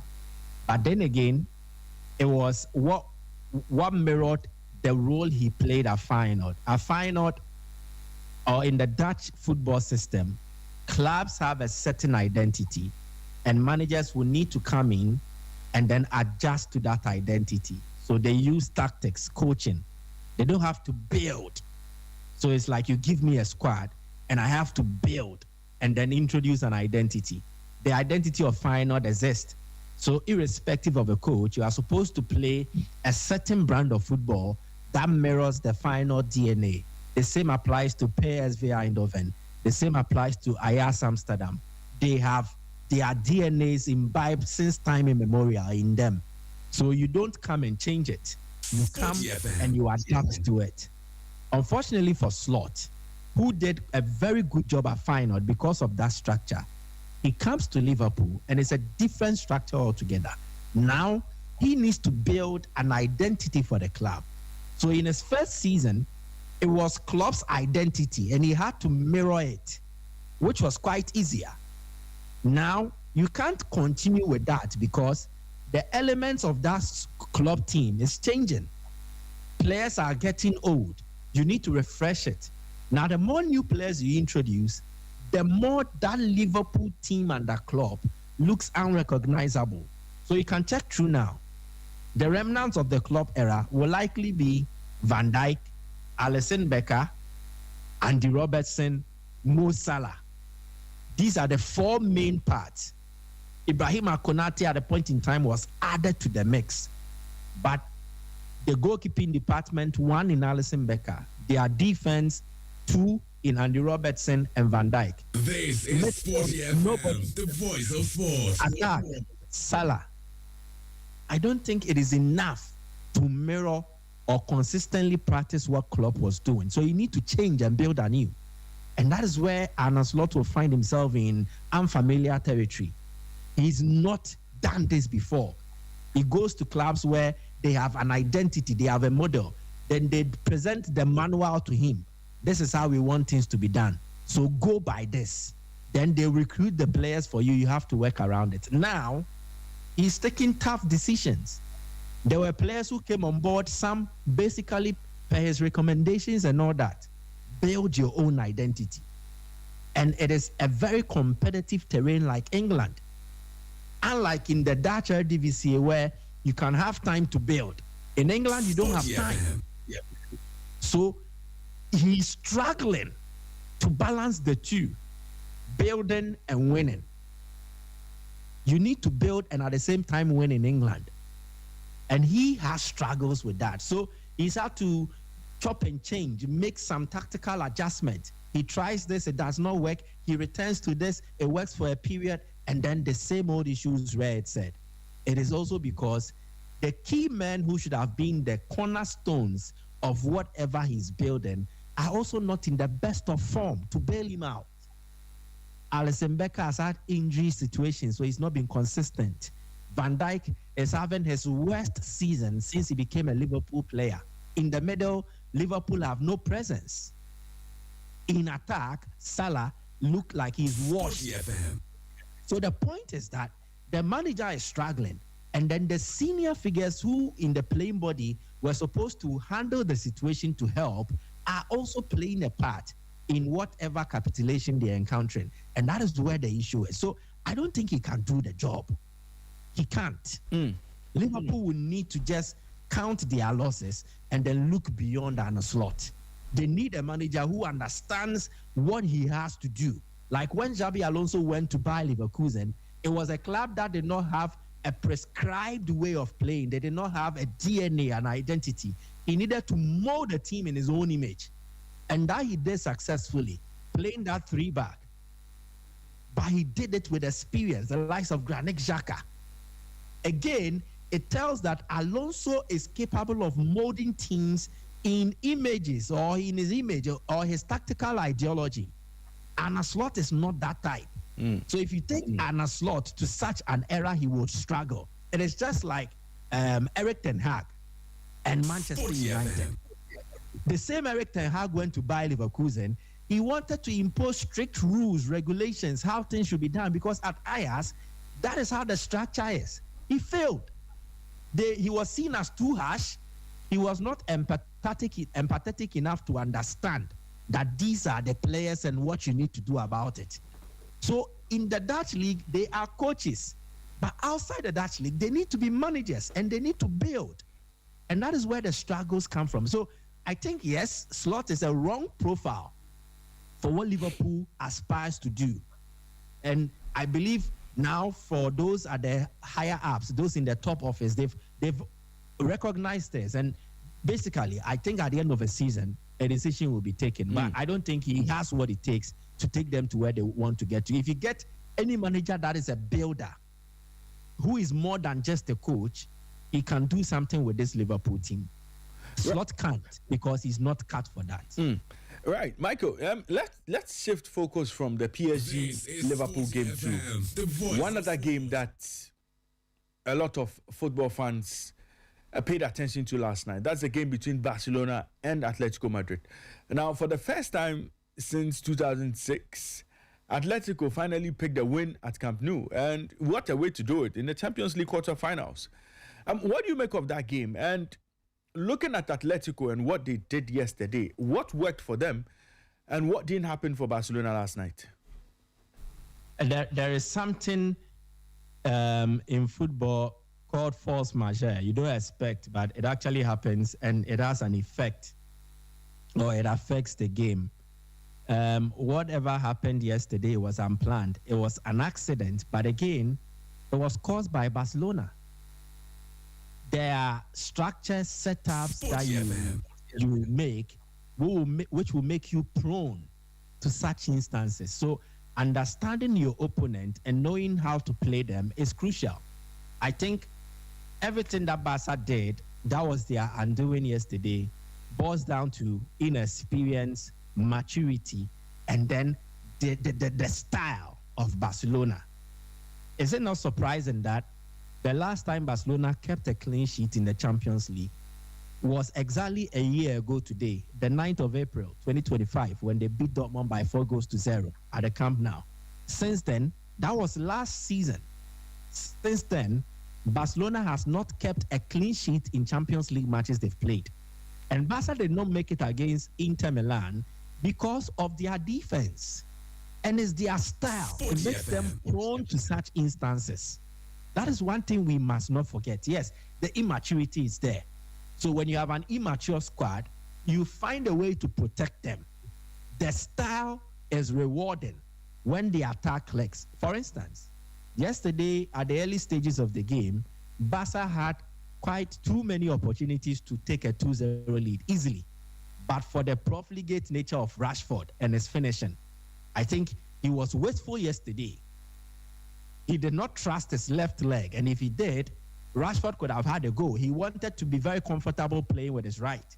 And anytime he adjusted and wanted to shoot with his right, they had already covered in terms of their athletic defense or their goalkeeper.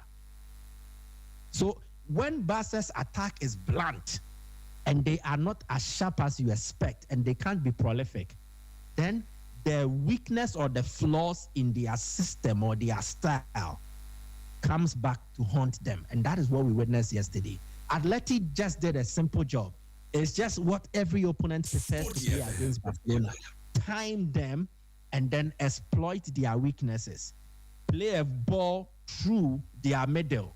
Break their offside trap. And then you find the Barcelona players wanting, because they don't have pacey defenders who can recover quickly. So they have to foul you. And when they do, it is mostly dangerous. And it's not the first time a red card has been Barca's undoing. Immaturity, inexperience. But the system does not cover or paper over such cracks or flaws. It exposes it. So the high risk, high reward approach pays off when the attack scores. But when the attack does not score, then the high risk, high reward approach, becomes non-productive. I wanted to use a word which is unpalatable for radio this morning, but it becomes non-productive. And that is where the issue is with Barcelona. So what happened was a force majeure. It was something unplanned. Barca did not expect it. But Atleti forced it. This is Sporty FM, the voice of sport. It's not like it just happened that Kubasi got a red card. Atletico forced that initiative. They created it. And they were able to create it because they were able to identify a certain flaw in Barcelona's system and approach, and then they exploited it. And credit to Diego Simeone. He came with a plan, and the plan worked. You look at the selection. And yesterday, prior to when we were analyzing the game or we were previewing the game, I said this, that if you looked at the lineup of Simeone in the La Liga game, it pointed towards the fact that he was sacrificing the La Liga for the Champions League because there was no way he was going to use Barcelona to win the La Liga. So his major focus and plan will be on the Champions League game. So if Barca get carried away with the win and think it's going to be like that, it is a different story. And we saw it yesterday. He started his best team. And he had a plan that worked. So credit to him. He's done half of the job. Now, when that second goal went in from Alexander Soloth, it made the job more difficult for Barca. At 1-0, we would have been having a different conversation this morning.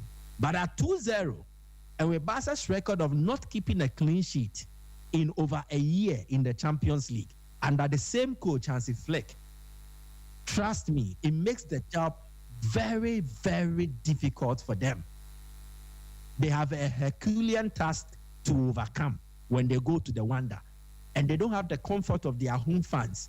It is an intimidating atmosphere. And trust me, Atletico has weapons where if Barca goes ultra offensive in a bid to rescue a 2-0 deficit, Atletico will exploit more holes in the Barca system and they will hurt them. They have, yesterday, the plan to introduce Baena and then Selot was to exploit Barca when they push forward because Simeone knew his team were 1-0 ahead. Okay, so Barca will push forward. Then it means we can get chances on the transition, counter-attacks, then crosses into the box. Julian Alvarez is not your static attacker in the penalty area of the opponent. So bring in a target man in the box who can connect aerially and also on the ground. And that is Selot. And how did the second goal happen? A cross, a connection, straight into the net. So it was excellent coaching from Simeone. And if you task him to draw up a plan against Barcelona in the second leg, then they can do similar. To me, it is over for Barca. If they qualify, I'll be shocked. Yesterday when I was giving my prediction, I even said 2-2. And I trusted Atletico to score. And they did, 2 goals. Barcelona failed to score. And without Rafinha, the attack is not as sharp as you expect. I agree with Nathan to a larger extent when he said that the composition of Barcelona's attack was not the best. Lewandowski not mobile. He can't trigger a press. Rashford can't give you that off-the-ball movement like Rafinha does. And then you play Dani Olmo, who is also a bit restricted because of his recent injuries. He is not so much committed or aggressive when he doesn't have the ball at his feet. So 3 of the 4 Barcelona attackers were not accustomed to a typical Hansi Flick style of play without the ball, aggressive pressing.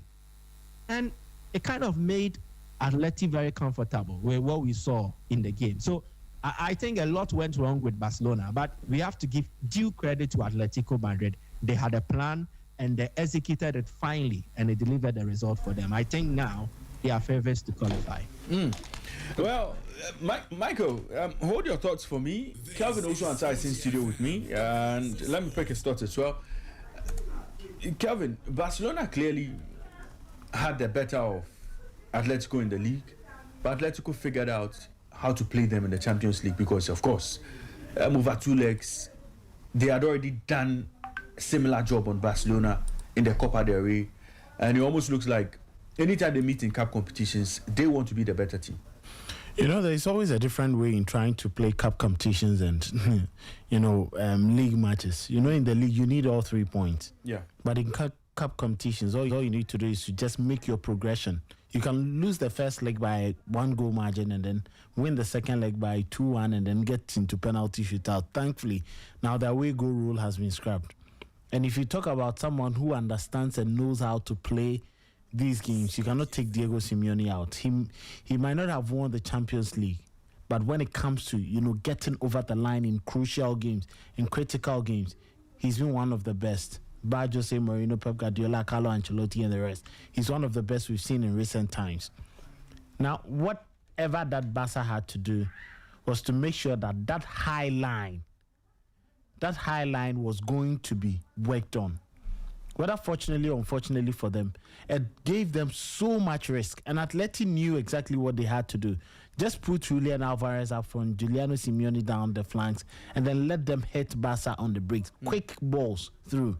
And that was what brought about the red card, which they did capitalize on. Brilliant, excellent free kick. There are times you need magical moments. It's like last season when Declan Rice had to step to the occasion, 2 brilliant free kicks, and Real Madrid were down, and then Mourinho added 1. That was what Julian Alvarez did yesterday with that fantastic free kick that he scored. Not many would you see. And I think that, Hansi Flick and his team should have just relaxed. Maybe they were too much eager to pin Atleti down after that 4-0 drubbing, and then, in the Copa del Rey that they couldn't, come back strongly, even though they were 3-0, but they couldn't make the progression. And I think Simeone knew exactly where to hit Barca. If you look at Barca's high line, they still don't have, some of the, pacey defenders that you'd want to see. Fine, Joe Koundé and the likes may be good runners, but can they match up the pace of, very good attackers when they hit them on the break? Gerard Martin, see João Cancelo, you could clearly see, yes, his experience over the years is there, but is he your ideal left back in critical games like this? And Atleti knew where to just hit them. They pinned them, into in the midsection, and whenever they lost the ball, the turnovers were against Barca. Hansi Flick, yes, just as we say, he's always stubborn. He's never going to change his ways. He may alter it slightly, but it's never going to change. Now it's an uphill task for them to climb. But I think I should give credit to, Atleti for that brilliant performance. In as much as the Barca went down by 1, it's always difficult playing against a player like Lamine Yamal when he's on form, unplayable. But they did well to curb, his influence in the game, and that actually worked to perfection. Koke, with his experience, there are times you talk about, yes, players may have tired legs, but in these moments, in these crucial games, you need players who have gone over the line with the experience to make it count. And together with Marco Llorente, they did well to just make sure that the job was done and beautifully done well. Well, we'll see how things pan out. For Kelvin and Michael, it's almost job done for Atleti. Atleti would possibly progress to the semi-finals of the competition. And in that Liverpool versus PSG game, Michael says it's most likely PSG would progress to the semi-finals. Michael, you share Kelvin, you share same thoughts? I think it's clear. It's clear from what we've seen, and I think PSG even failed to win by the number of goals. And you listen to Enrique, and he made mention of it. They were overly dominant, and it was brilliant. They quickly turned chaos into brilliance, and you ask yourself, how are they able to do this consistently? I think that when you talk about one of the most exciting teams in Europe, I'm not sure many would argue the fact that this PSG team has lots to give, and they are brilliant to see, on and off the ball, their individual qualities, the replacement. Yesterday, we were worried about, how Vitinha would have his game complemented with João Neves, but Warren Zaïre-Emery just stepped in, Solid job. The kind of intensity, the movement with the ball, They clearly have an identity that they don't easily move away from. Clarity, discipline, the fluidity with which they pass and make the progressions. And it's just brilliant. Back to back football, and endless action from them. And they have, players who cause havoc. Oh yeah. There is Dembele, there is Desiree Doué. Just look at that boy. with all the sort of confidence he picked up from last season, he's not giving it away. Look at that brilliant goal. And they have one of the lethal weapons in European football now, Kvaratskhelia. Yeah, Kvaratskhelia. That was a fantastic finish. That close control. How many players will meet a goalkeeper that size of Mamardashvili and then decide to just quickly make that switch onto the right and then tap that ball home? It was just good to see. Ancelotti has to realize that a number of things he wants to do will not work for Liverpool this season, and probably maybe it will start to take next season. To play a 3-back against PSG, what was he thinking? As soon as I saw the line, I was like, come on, is this coach okay? Spaces, yeah. They would always find spaces, and they have some of the intelligent passes, even from defense. When Marquinhos decides to pick the ball, when Achraf Hakimi picks the ball, Nuno Mendes, all these players are players with vision. And it's always difficult to do what? Tackle the likes of Doué, Dembele, Kvaratskhelia when they are on the run. Maybe if they bring Gonzalo Ramos, he's the one who is static, but all these players are extremely mobile and they move around the pitch. Look at how they were causing chaos for the Liverpool defense. The Szoboszlai and then the likes. It got to a point he had to take out Dominic Szoboszlai. It clearly gives you an indication that things are not working and he quickly needs to, get back to the basics. You have one of the best midfielders we've seen in the last couple of years in European football in Dominic Szoboszlai. Why do you consistently limit his impact on the game in trying to play in a style that would not suit him? Or is it just because he brought the likes of Jeremy Frimpong, Kekes, so they should play to suit his style? I don't think it works like that. Look at the simple approach Vincent Kompany, Alvaro Arbeloa put, even though Real Madrid lost. It was just the basics. Let's do it right. Let's get the players to be in their original positions and see what works. These are European nights. You don't need any extra motivation to tell players to go for the kill. Yeah. And that is where I still find problems with Ancelotti. But let's wait and see. They say Anfield brings, the best European night. It could happen. But I don't see it happening with this Liverpool team. Right. You are still on Sporty Breakfast. You're live on Sporty 106.1 FM in Accra, 102.5 in Takoradi, and 91.3 in Kumasi. This is Sporty Breakfast. And let me take you through the games to look forward to in the Europa League tonight. Quarter-final games. Bologna will take on Aston Villa. Bologna play Aston Villa. FC Porto play Nottingham Forest. Freiburg will play Celta Vigo. So these are the games. And in the Conference League, you have Rayo Vallecano taking on AEK Athens. Crystal Palace will take on Fiorentina. Mainz plays Strasbourg. And then Shakhtar Donetsk will take on AZ Alkmaar. So these are the games to look forward to in the Conference League. Michael, Kelvin, quick thoughts on the games coming up tonight in the second tier and third tier competitions. Let me start with Michael.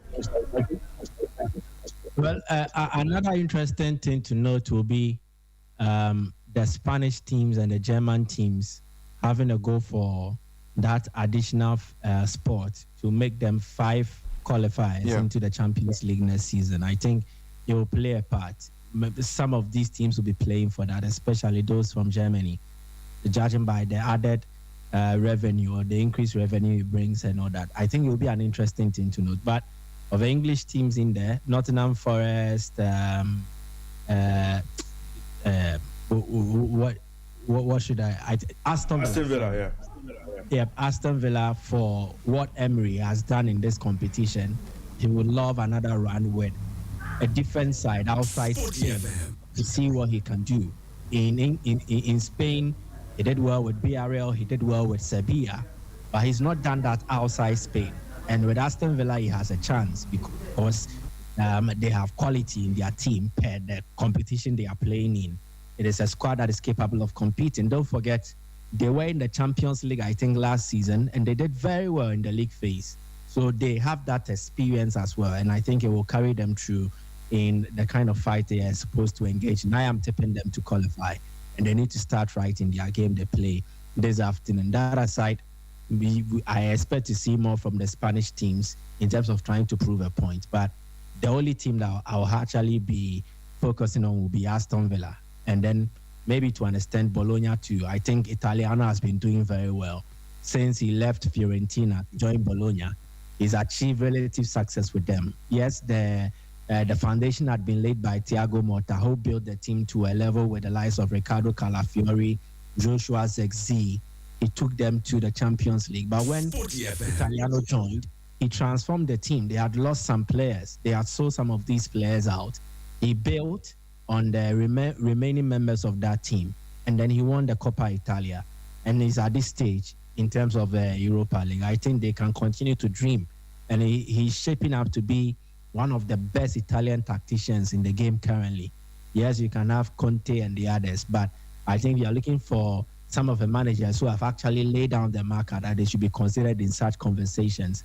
Vincenzo Italiano should be mentioned. And so I think it's also done well. I would like to see how far they can go. But the only team that I will actually have my focus on will be Aston Villa because of my English bias. Right. Let me bring in Kelvin. Kelvin, quick thoughts on the games tonight. Well, I think that, yes, looking at it, Bologna, Aston Villa is going to be quite an interesting game. I think Unai Emery knows that he needs to, at least pin one trophy down or probably get to the next stage. Bologna are very strong at home. I look at the team and I still think that they have enough quality to hit Aston Villa, but it will depend on how Unai Emery sets up his team to face them. I would want to see Oli Watkins starting in this game. There are times he gets into Europe and he decides to just put him on the bench and then allow others to play. Nottingham Forest against FC Porto, quite a very tough game. I would like to watch that game fully throughout the 90 minutes, and I expect them to, give Porto a run for their money. But Porto with, a lot of, quality up front, William Gomez and all that, I think is going to be quite, tough. But Ibrahim Sangare has had, some very good season, and this is a game I expect to see himself, Damien Doyle, Morgan Gibbs-White get victory for Freiburg, and then Celta Vigo. I think Celta Vigo should be able to get into Germany and try get a result. And Crystal Palace against Fiorentina in the Conference League was also be interesting there. And I think that Palace, Oliver Glasner, yes, he may have excuses of not having enough quality and then not enough replacements, but he has a team that equally has very good, players that should be able to match up with Fiorentina. Gudmundsson, Piccoli would be giving troubles to Maxence Lacroix and Chris Richards, but I think Jean-Philippe Mateta making a return will help Ismail Assay and then Evan Guesan. That is if he's going to start him. Other than that, yes, I think, Tyrone Mitchell and then Brennan Johnson on the right and left-hand side would, put lots of pressure on Shane Du, and then Robin Gossan, who will be on the lateral, as well as Komuzo. That Komuzo guy is really tough to tackle and really tough to, get past. So I don't see how he's going to set up. He's going to set up with a back three, and that means that there's going to be a lot of work on Brennan Johnson and then Ismail Assar, as well as Evan Guesan to try get past him and then create opportunities. I just hope that, these teams, yes, there may be English bias, but they should be able to do quite a decent job and get a good result. Right. Games to look forward to in the Europa League as well as the Conference League. We'll see how things play out at the end of 90 minutes across both competitions. Michael, let me say a big thank you to you for joining us on the show this morning. Hopefully we'll be back tomorrow to run the rule over everything that happened in the Europa League, Conference League, and of course we'll deal with other matters that would be trending or matters that will come up in the world of sport. So Michael, thank you, have a good day, and we'll catch up tomorrow. All right, thank you very much. Great. And that was Michael Asaribudi joining us from Sporty FM 91.3 in Kumasi. And Kelvin Osuansa was in studio with me as well. I started the show with Nathan Kwao. He'll be joining us in the next 15 minutes with Inside French Football. Let me apologize to our listeners. I didn't open the phone